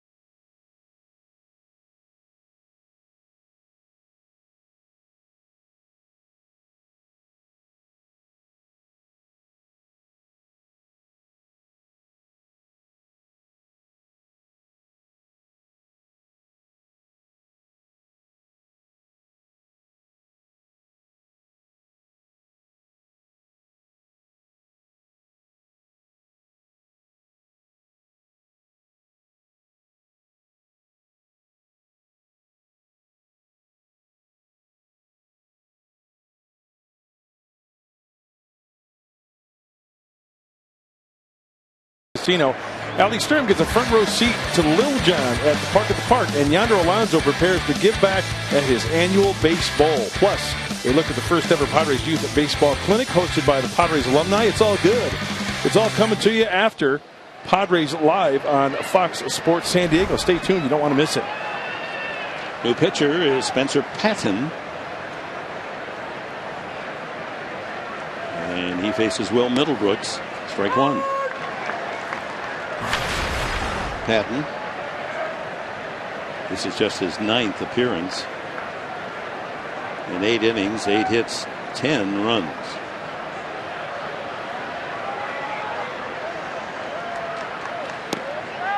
One and one. His breaking ball, he pretty much relies on that slider we just saw there to Will Middlebrooks.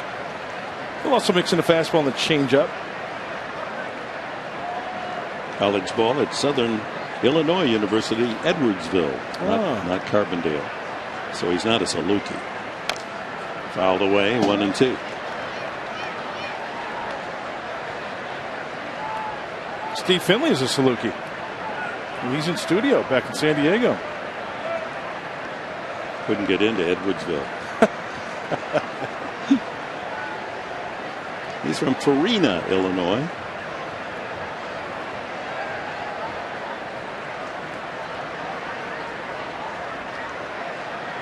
Swing and a miss. 94. Down goes Middlebrooks, so he's 0 for 3. A reminder again, just tweet your strongest fan photo now and use hashtag SD Data Strong Fan. And who knows, you could be one of our upcoming telecasts brought to you by T-Mobile.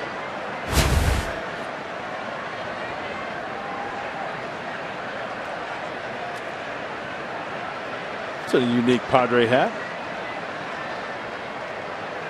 Clint Barmas single to left and a soft liner to the second baseman.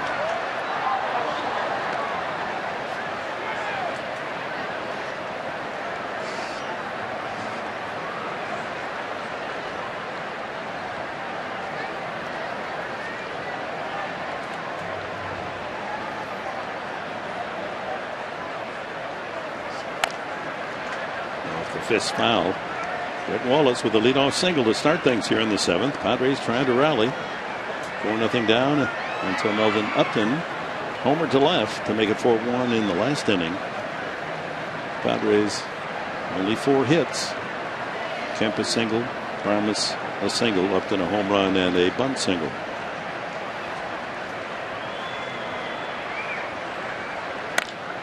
High pop up, shallow and right. Easy play for Chu. 2 out.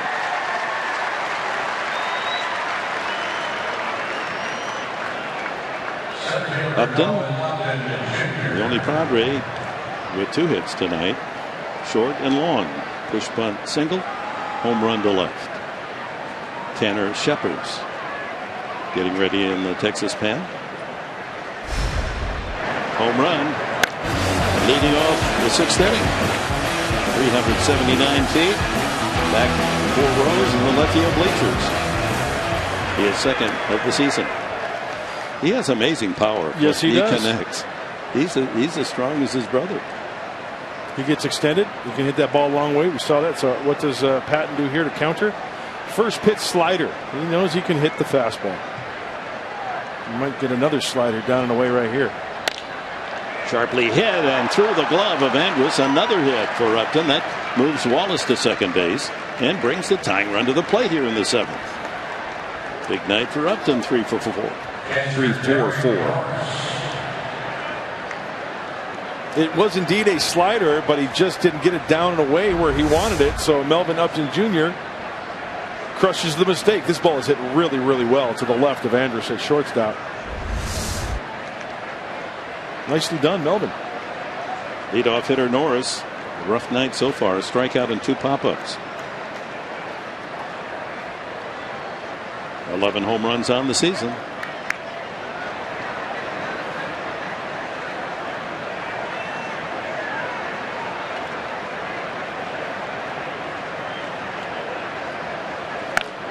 Look out.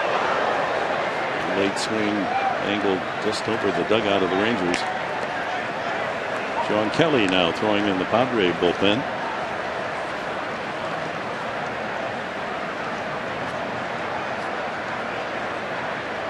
Two outs. Wallace and Upton aboard on singles. 4-1 Texas. At the knees for strike two.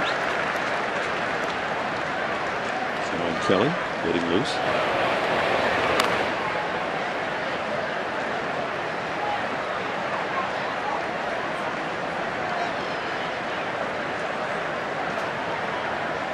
Got him.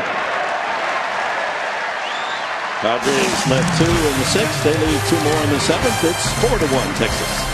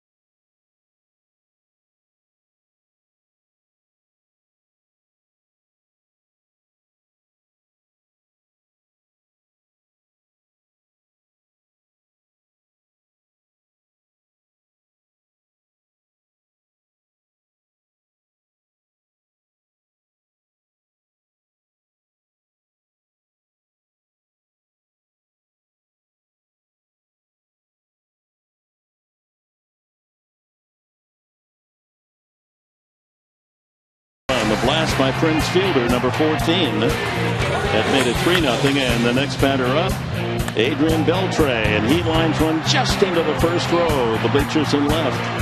Beltre 7th. With the score 4-0, Melvin Upton led off the Padres 6th inning with this home run to left field. His second. He has 3 hits tonight. The Padres only 5 total. And it's 4-1 as we go to the home half of the 7th inning. Top of the order, Delano DeShields, then Chu and Fielder. This copyrighted telecast is presented by authority of the San Diego Padres and may not be reproduced or retransmitted in any form.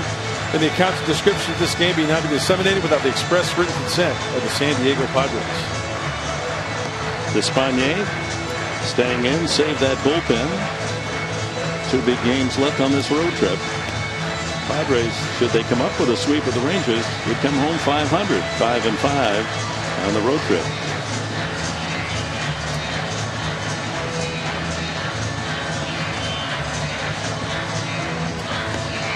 Despaigne in the 6th inning gave up a couple of hits, but pitched out of trouble. It'll be DeShields, Chu, Fielder, and if anyone gets on, Beltre.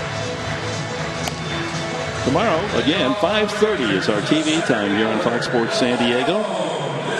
James Shields on the mound against Colby Lewis.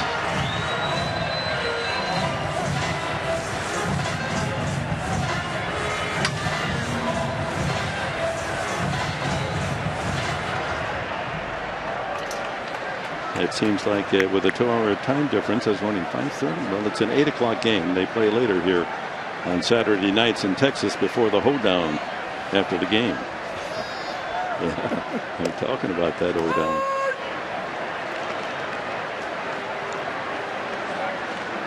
More Padre fans. That young fella get himself well, they got 2 youngsters there. 2 future big leaguers get him a ball. The Shields 1-1.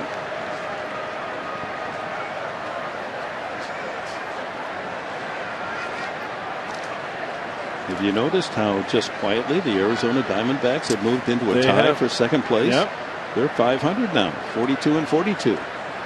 Tied with the Giants, who are 43-43 behind the Dodgers. 2-1.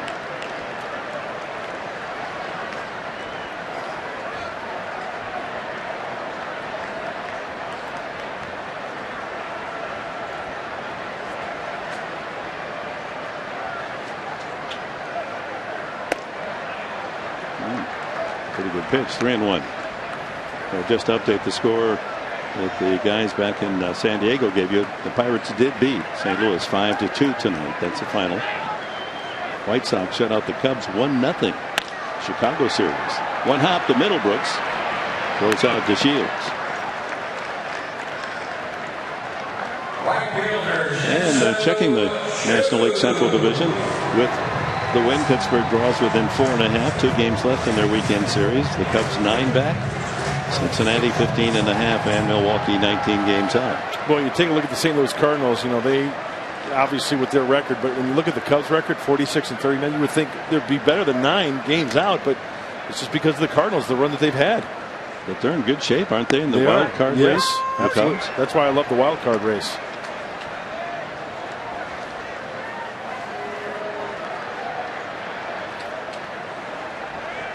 Yeah, they have the best record other than the second place team, other than Pittsburgh. Pittsburgh and the Cubs have the 2 best records other than the National League division leaders. You get 3 teams out of that Central. Chu walked the last time. He struck out and flied out. His other 2 at bats.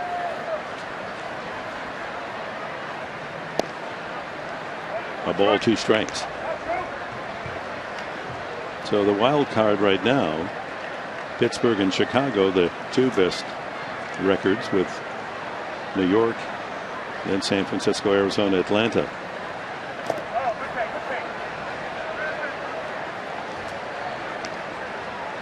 Creates a whole nother division. And so many more games to play. And that All-Star hiatus, it's almost like, okay, here now we run for the roses. After the All-Star game, yeah, they all count. But this is a time, if you're going to make the playoffs, you better put your foot to the pedal.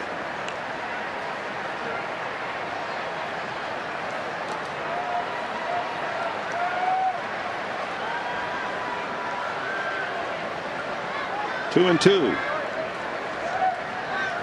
to Chu.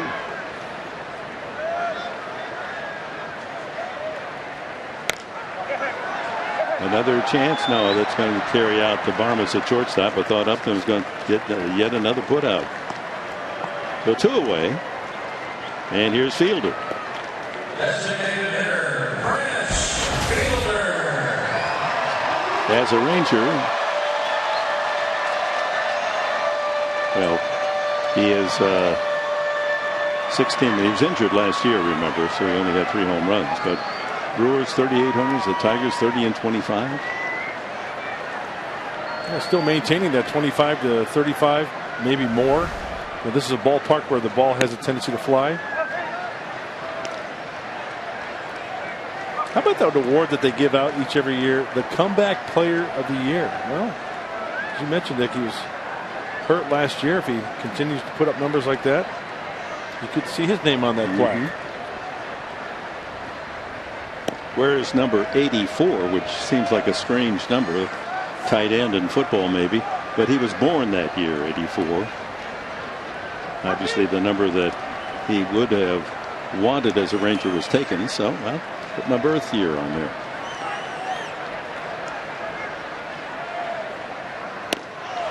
Oh, mighty swing and a miss. Feel that breeze? I most certainly did. I remember seeing this kid as an 8-year-old at Tiger Stadium swinging a bat with his dad, Cecil Fielder. As we take a look, let it rip. He does not get cheated. Didn't Cecil hit 51 homers one year or something? He had a bunch. Out of play.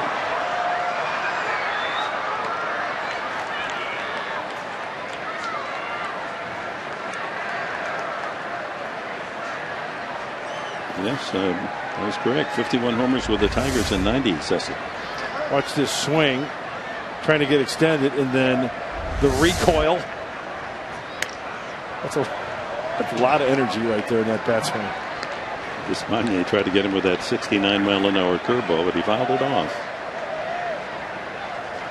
Daddy Cecil hit 319 homers. And with 14 this year, Prince Fielder is at 302. So he's only 17 back of his dad home runs. Change up. That'll make it into the crowd.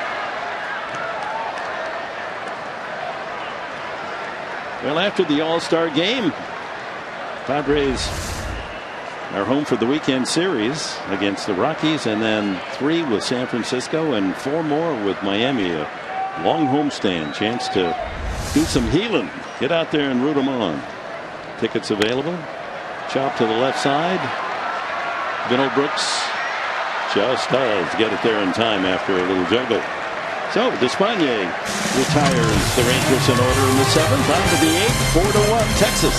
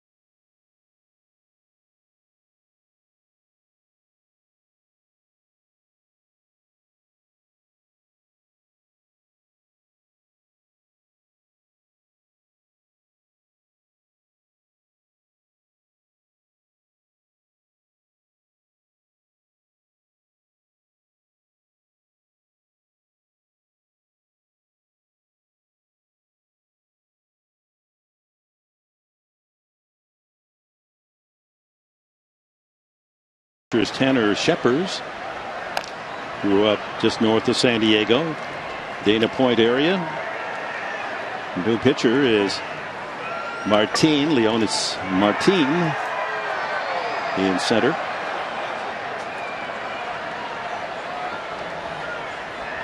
Shepherds, base Alonzo, Kemp, and Upton. That's fouled away, 0-2. Shepherds played 3 years at Fresno State. They'd go on to win the College World Series, but he was injured that year. High school shortstop, good arm, big league pitcher.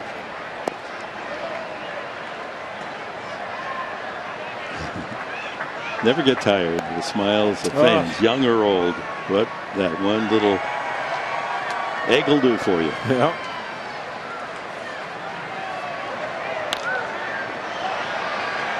Third base and back into the seats. Well, Shepherds has got a pretty live arm. Fastball can get up to 98. Mixing a slider and a changeup as well. I think if there's any opportunity with the Padres trailing by 3 You know, there is a chance Shepherd's can get a little wild, so get some base runners, come up with a big hit. Got to make a move here in the 8th. And it's 2-2.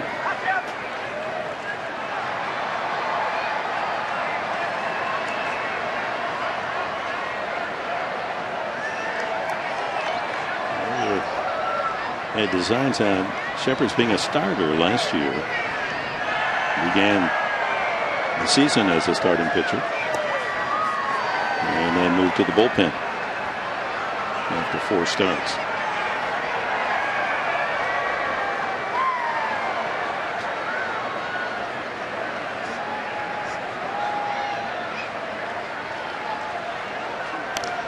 Foul back. Remains 2-2. He was a high pick by the Rangers in the 2009 draft, 44th overall.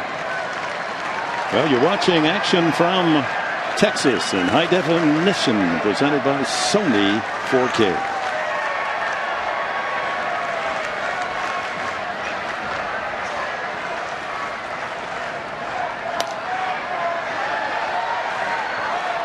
Alonso flying to left, hit into a double play and walked tonight. 1 run, 5 hits for the Padres. 4 runs and 6 hits, 2 of them home runs for Texas. Another happy customer. Big smile on that kid's face. There's a walk you're looking for. Leadoff walk to Alonso. Good sign for the Padres to get things going here in the 8th. Hey, Padre fans, join the movement to create a world without cancer. The Padres want you to join Pedal the Cause and raise money for San Diego's world-renowned cancer fighting centers. You can ride, you can volunteer, be a virtual rider, or donate to a rider or a team. Hey, anyone could ride. Join Team Padres or ride on your own. To learn more or to register, visit gopedal.org/register. Thank you, Mike. Mark, here's Matt Kemp. He has struck out, grounded out, and infield hit. He has the only hit for the first 7 men in the batting order tonight. Barmas hitting 8th has a single, and Upton hitting 9th has 3 hits. Yonder Alonso's aboard. 1-1. Well, the Padre hitters tonight, they've missed some mistakes over the heart of the plate. Especially with the starter Wandy Rodriguez in the mound. He was wild in the strike zone, but the Padres fouled a lot of pitches off.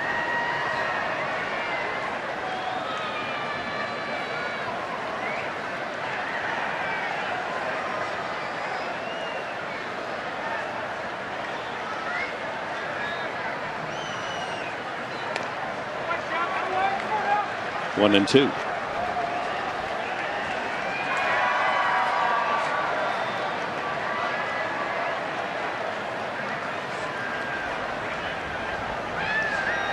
Closing hitter is batting only .208 off Shepherd's stuff.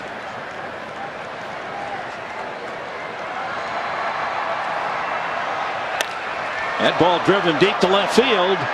It is off the wall. On to third goes Alonso, and Kemp cruises into second base with a 2-base hit, and the Padres with no one out, endeavoring to rally here in the 8th inning, trailing 4-1. Yeah, that's what you do with a hanging breaking ball. Matt Kemp, the last pitch prior to this one was a breaking ball off the plate, and this one, he lets the ball travel just a little bit. It's elevated, not far from going out, but as you mentioned, Dick, nobody out. The Padres got action here. Off that auxiliary scoreboard, about 5 feet below the wall. And here's the tying run at the plate, Justin Upton. Unable to get the ball out of the infield. He's popped up twice to first and struck out. This is why the Padres acquired Justin Upton, just for situations like this. Home run swing at 96 miles an hour.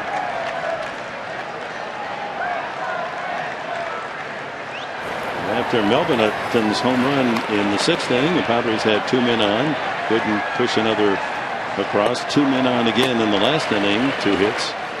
Couldn't score again. Now they've got second and third. And the count goes 2 strikes on Justin Upton. Benoit, Kelly up in the Padre bullpen. If the score stays the same, still nobody out. Probably see Kelly. If they tie it up or take the lead, it would be Benoit. Way outside. Jerko on deck. Alonso at third. Kemp at second.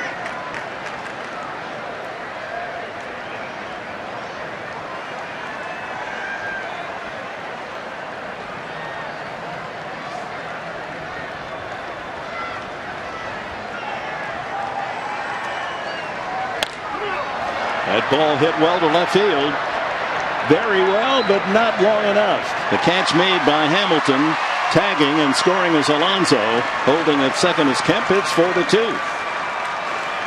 Just missed tying it up. Worked underneath it just a little bit, but the Padres cut the lead in half. And let's go back to the first pitch. Shepard's with the fastball, mid-90s and higher. Fastball. Okay, now he's got to really work. There's the breaking ball. He's not going to bite. Looking for that one mistake, just underneath it a little bit. Watch the phantom cam as the barrel of the bat kind of on the upswing. Catches it out in front, down by the label a little bit, and under it just a little bit to keep it in the ball yard. 47th run batted in for the club leader Upton. Here's Jerko, one out, man at second.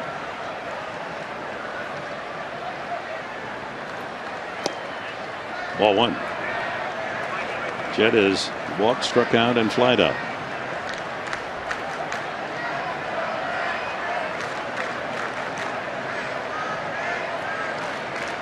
So that leadoff walk pays off.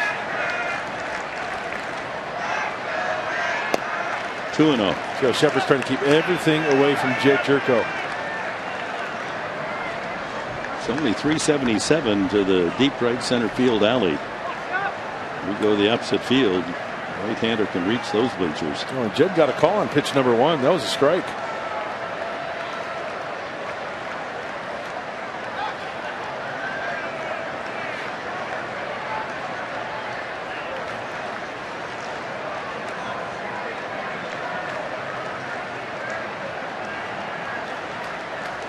They let the line drive go through, Matt Kemp. Do not get caught on the line drive.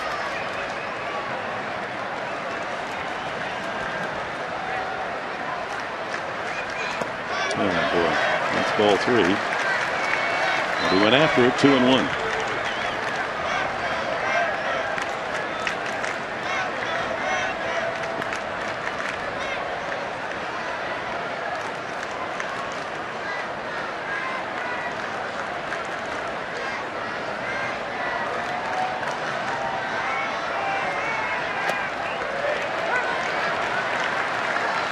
And then takes the strike, 2-2.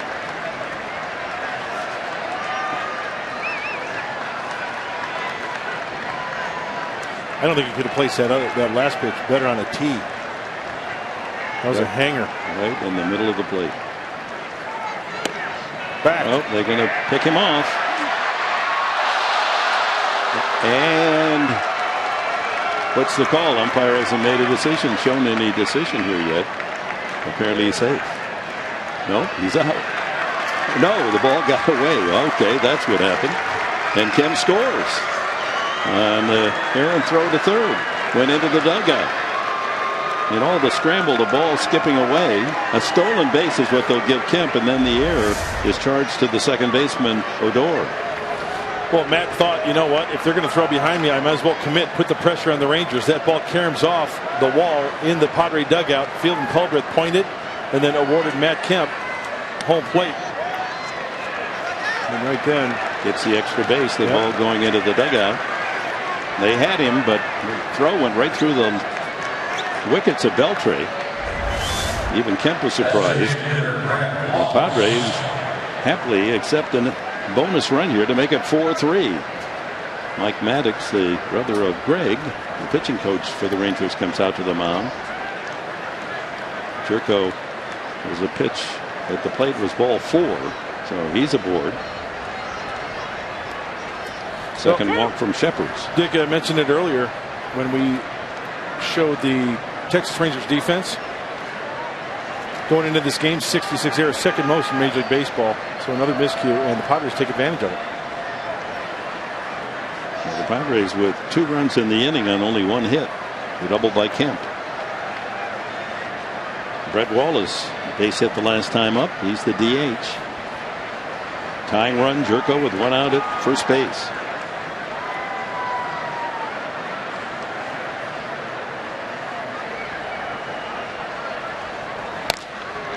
Ooh. High fly ball, deep center field.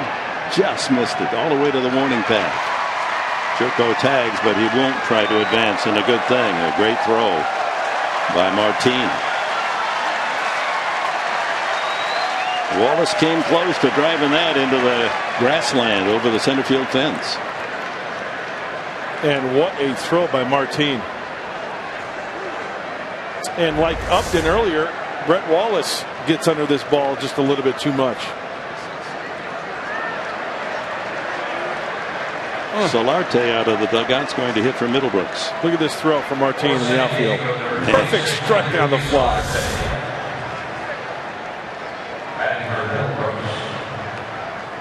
And Solarte has done some good work coming off the bench, especially from that left side.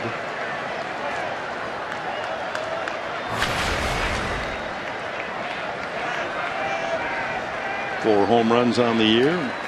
Made his hits count. 30 runs batted in.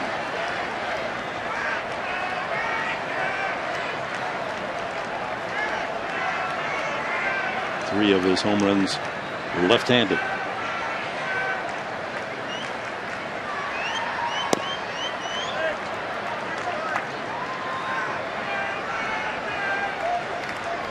They have done their share of comeback victories this year, 20 of them.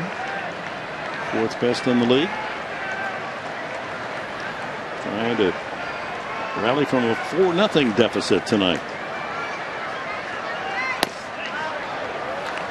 Well, I just realized over half their wins. Comeback variety. Going into this game, 39 wins. And they're trying to get that 40-win mark tonight. Yeah. So 2-0 pitch count in the favor of Solarte. Outfield at doubles defense. And a pop fly behind second base. Shortstop Andrus over to grab it. The Padres get 2, 1 earned. And they tighten it up. It's 4-3 Texas.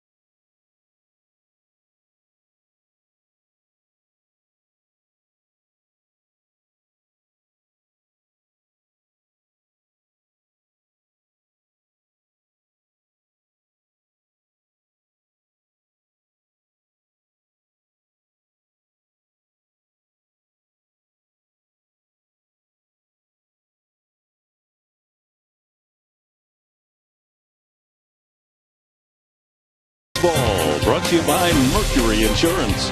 Log on to mercuryinsurance.com today and see how much you could save. By Petco, what we feed them matters. And by your San Diego Lexus dealer. So the Padres cut into the lead. It's now 4-3. One of the 2 runs earned. Bottom of the 8th inning, Sean Kelly comes in to pitch for San Diego. He'll be facing Beltre, Hamilton, and Moreland. Well, you see the numbers for Sean. 29th game. Last time out was Tuesday against the Pirates, inning in the 3rd. He's allowed just 3 runs in his last 20 outings. It's 22 innings since May 17th. He's got a nice run going, and Yangervis Solarte will now go in and play third base.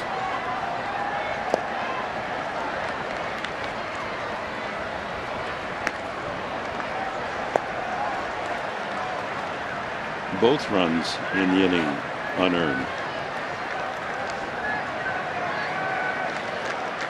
That doesn't seem right. The first one should have been an earned run. It was a walk, double, and a fly ball. Upton chases down another.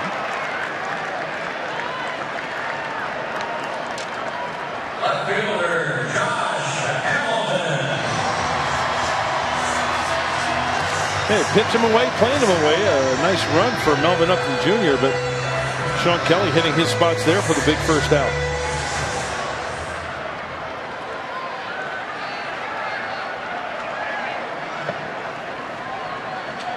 Josh Hamilton has grounded out twice and singled.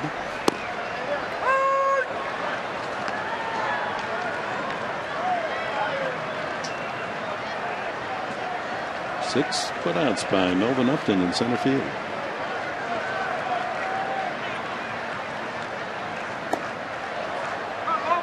One and one. Looking ahead, 9th inning for the Padres. It'll be Barmes, Melvin Upton, who's 3 for 4 with a home run, and the leadoff hitter Norris.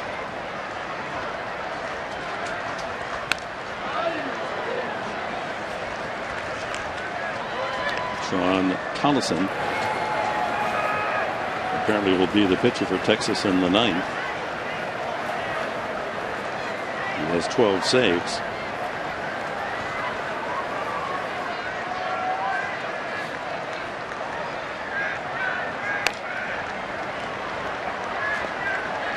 Josh Hamilton, we know about his past, but the injuries are the big thing as well for this left-handed hitter. Boy, the leg injuries, the groin, the hamstring.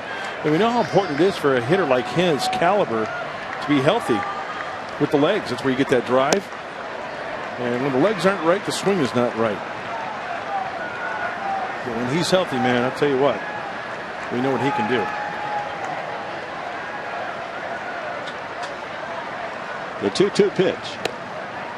And it goes full to Hamilton.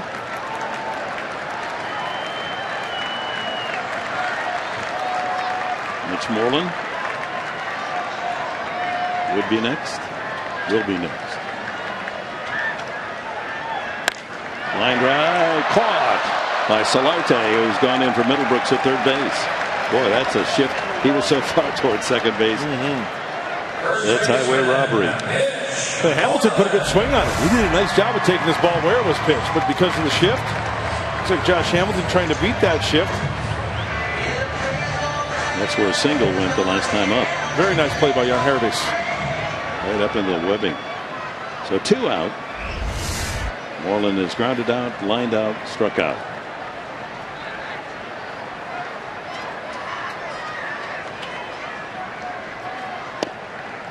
Strike one as we take time out for the Cholula flamethrower.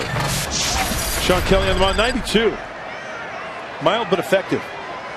It's all according to your taste buds. And according to my taste buds, that's quite all right what Sean Kelly's been doing lately. Nice little streak going there. Throwing the ball well. They go for the Cholula here in Texas, you know. They put it on everything. They got a big sign up there and everything. Big sponsor.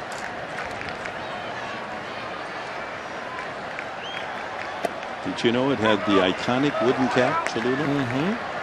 That's its trademark. There you go. That's some signage right there. Hot sauce. Nice. 1-2. Rip at foul. That'll impress you.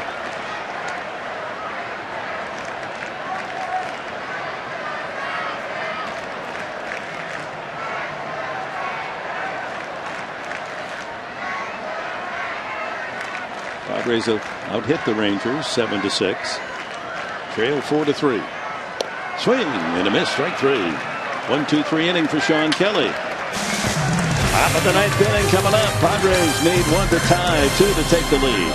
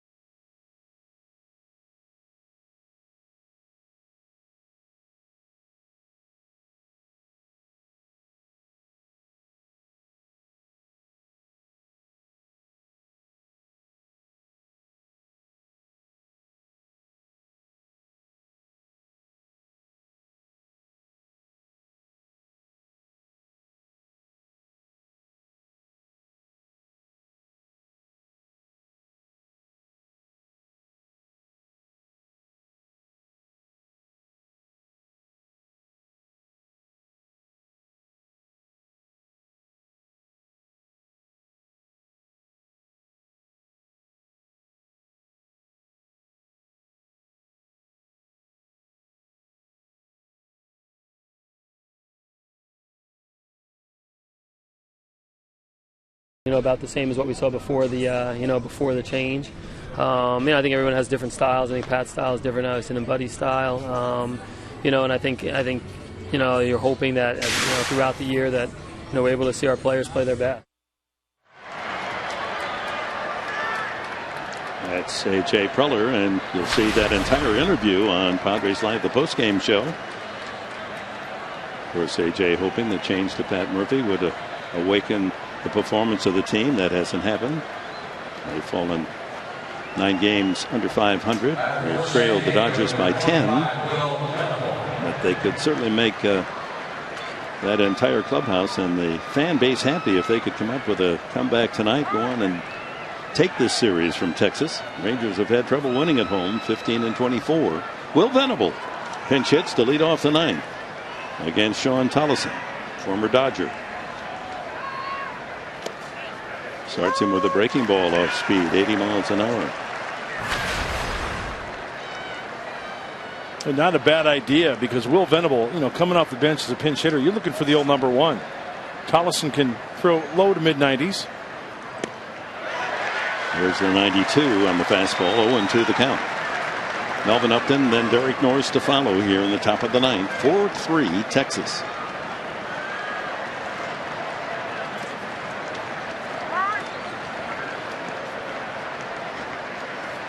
The attendance announced all threes and a 0. 33,033.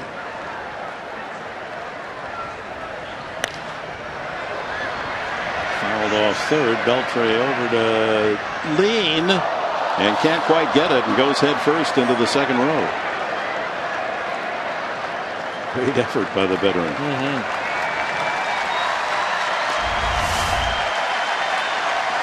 With that bad thumb and all, it's a risky business for him. Oh, yeah. Wow.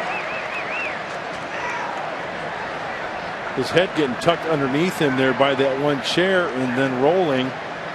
That could have been much nastier. Fortunately, he's okay. He plays the game hard. It's just one of many great efforts throughout his terrific career. So 2 strikes, Venable. Look out. On the line, deep down the left field line.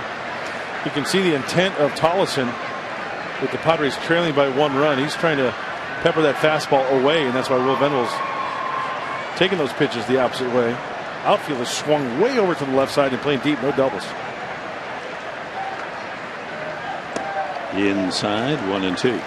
Did his college work at Baylor University, Tolleson. Was an academic all-conference 2 times with the Bears.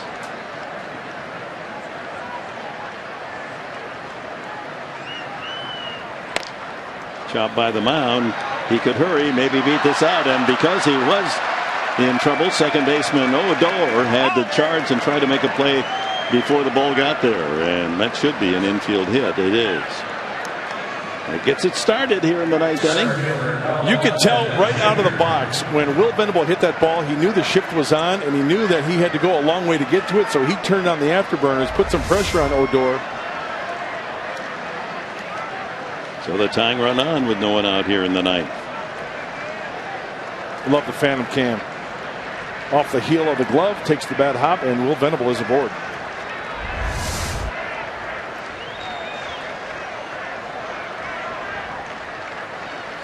Upton's had a big night, 3 for 4 and a home run, couple of singles. And he lays down a bunt, and it's a good one. Beltre will make the play at first base. Score that as a sacrifice. 5-3. Interesting. That was one of those, I'm going to bunt for a base hit, but there'll be a sacrifice. That's good too. Yeah, down by a run on the road. Usually you don't see that. You know, if it's tied, you'd see that.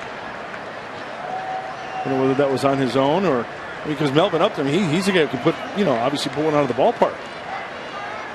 And has done just that tonight.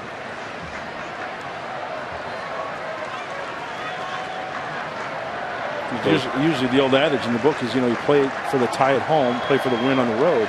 Right.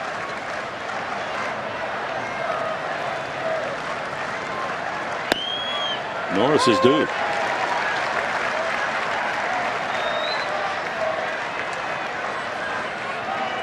Two strikeouts and 2 pop-ups tonight. One away. Venable carrying the tying run from second base. After Norris, Yonder Alonso.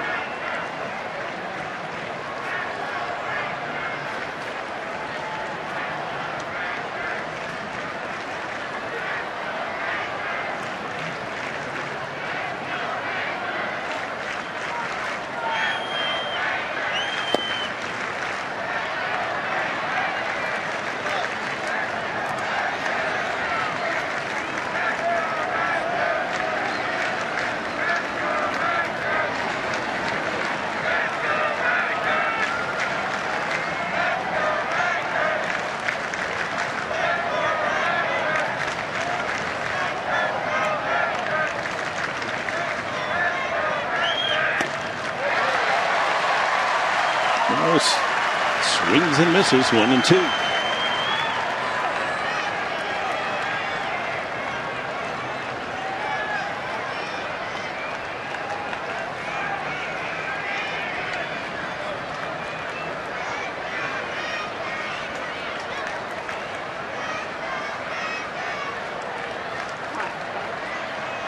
Murphy looking for that big hit here in the 9th inning, trailing 4-3. Well, remember the at-bats earlier with Norris against Wandy Rodriguez, obviously left-handed, but the breaking ball was a big key. Tolson throws mid-90s. See if he tries to keep the ball away. Nope. Fastball in. Wow. And he strikes out again. That's 3 times tonight. And Padres down to their final out. Our Bill Howe plays of the game for the Texas Rangers. Back in the 4th inning, back-to-back home runs. Prince Fielder into the upper deck, and then the line drive into the first row of the left field bleachers, Adrian Beltre. That gave the Rangers their 3rd and 4th runs, a 4-0 lead. Padres have rallied to 4-3. Those are the Bill Howe plays of the game. Now up to Yonder Alonso. He's walked the last 2 times and scored in the 8th inning. Ball 1. With 2 outs, Venable with his speed. And the way the outfield is playing, no trouble scoring on a single. Outfield swinging around toward left. Martin now moves a couple of steps back toward center field, but still a huge gap in right center.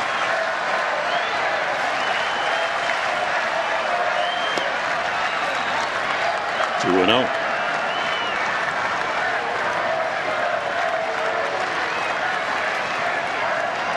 The Rangers trying to snap an 8-game losing streak at home. Padres trying to break a 5-game losing streak on the road.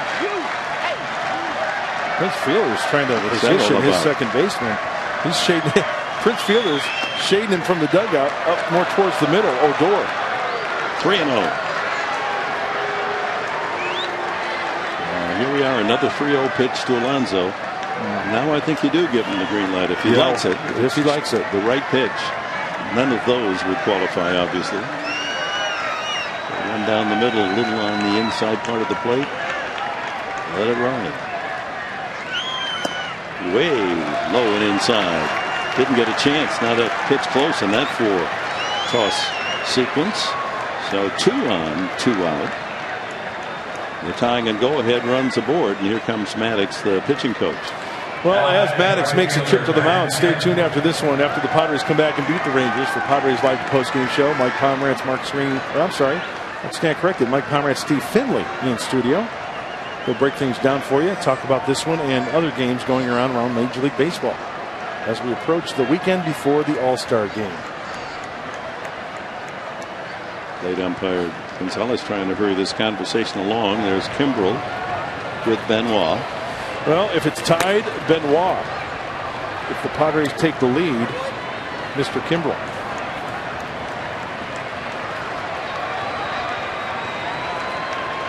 Two outs. Venable with the infield hit at second.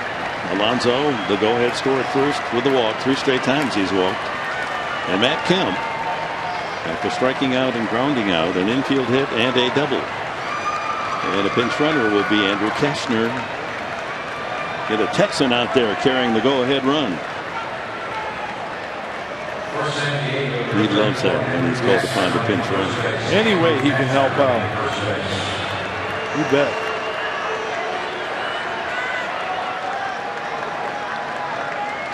Matt Kemp just missed a homer the last time, halfway up the left field wall.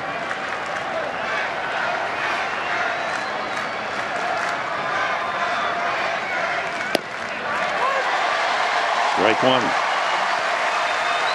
33,033 here at Globe Life Park in Arlington, Texas.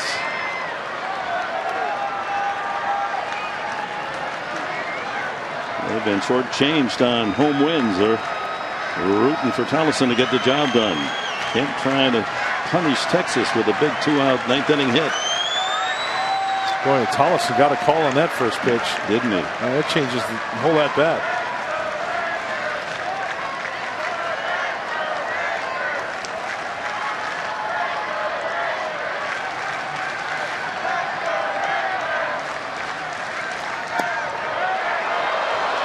It's just a matter of seeing all the games during the season. But there is not a Padre close to Matt Kemp for pitches out of the strike zone called strikes. He has really been hit hard by umpire decisions all season long. 1-1.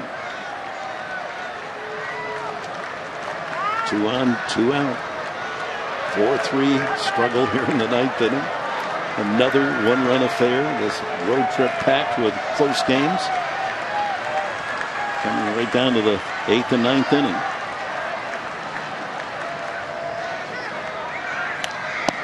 Watch out. That ball coming back from the brick backstop. 1-2.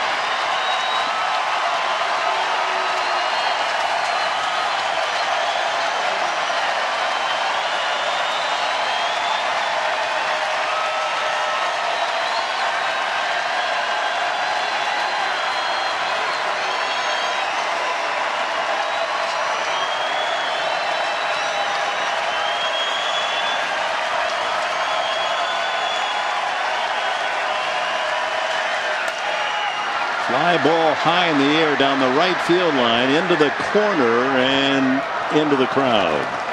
Just away from right fielder Chu. Look at that, she says. That's why we stayed to the final out. That's why you have to stay, right? Get that souvenir and make the whole evening perfect. It's the best reality show on TV, the game of baseball.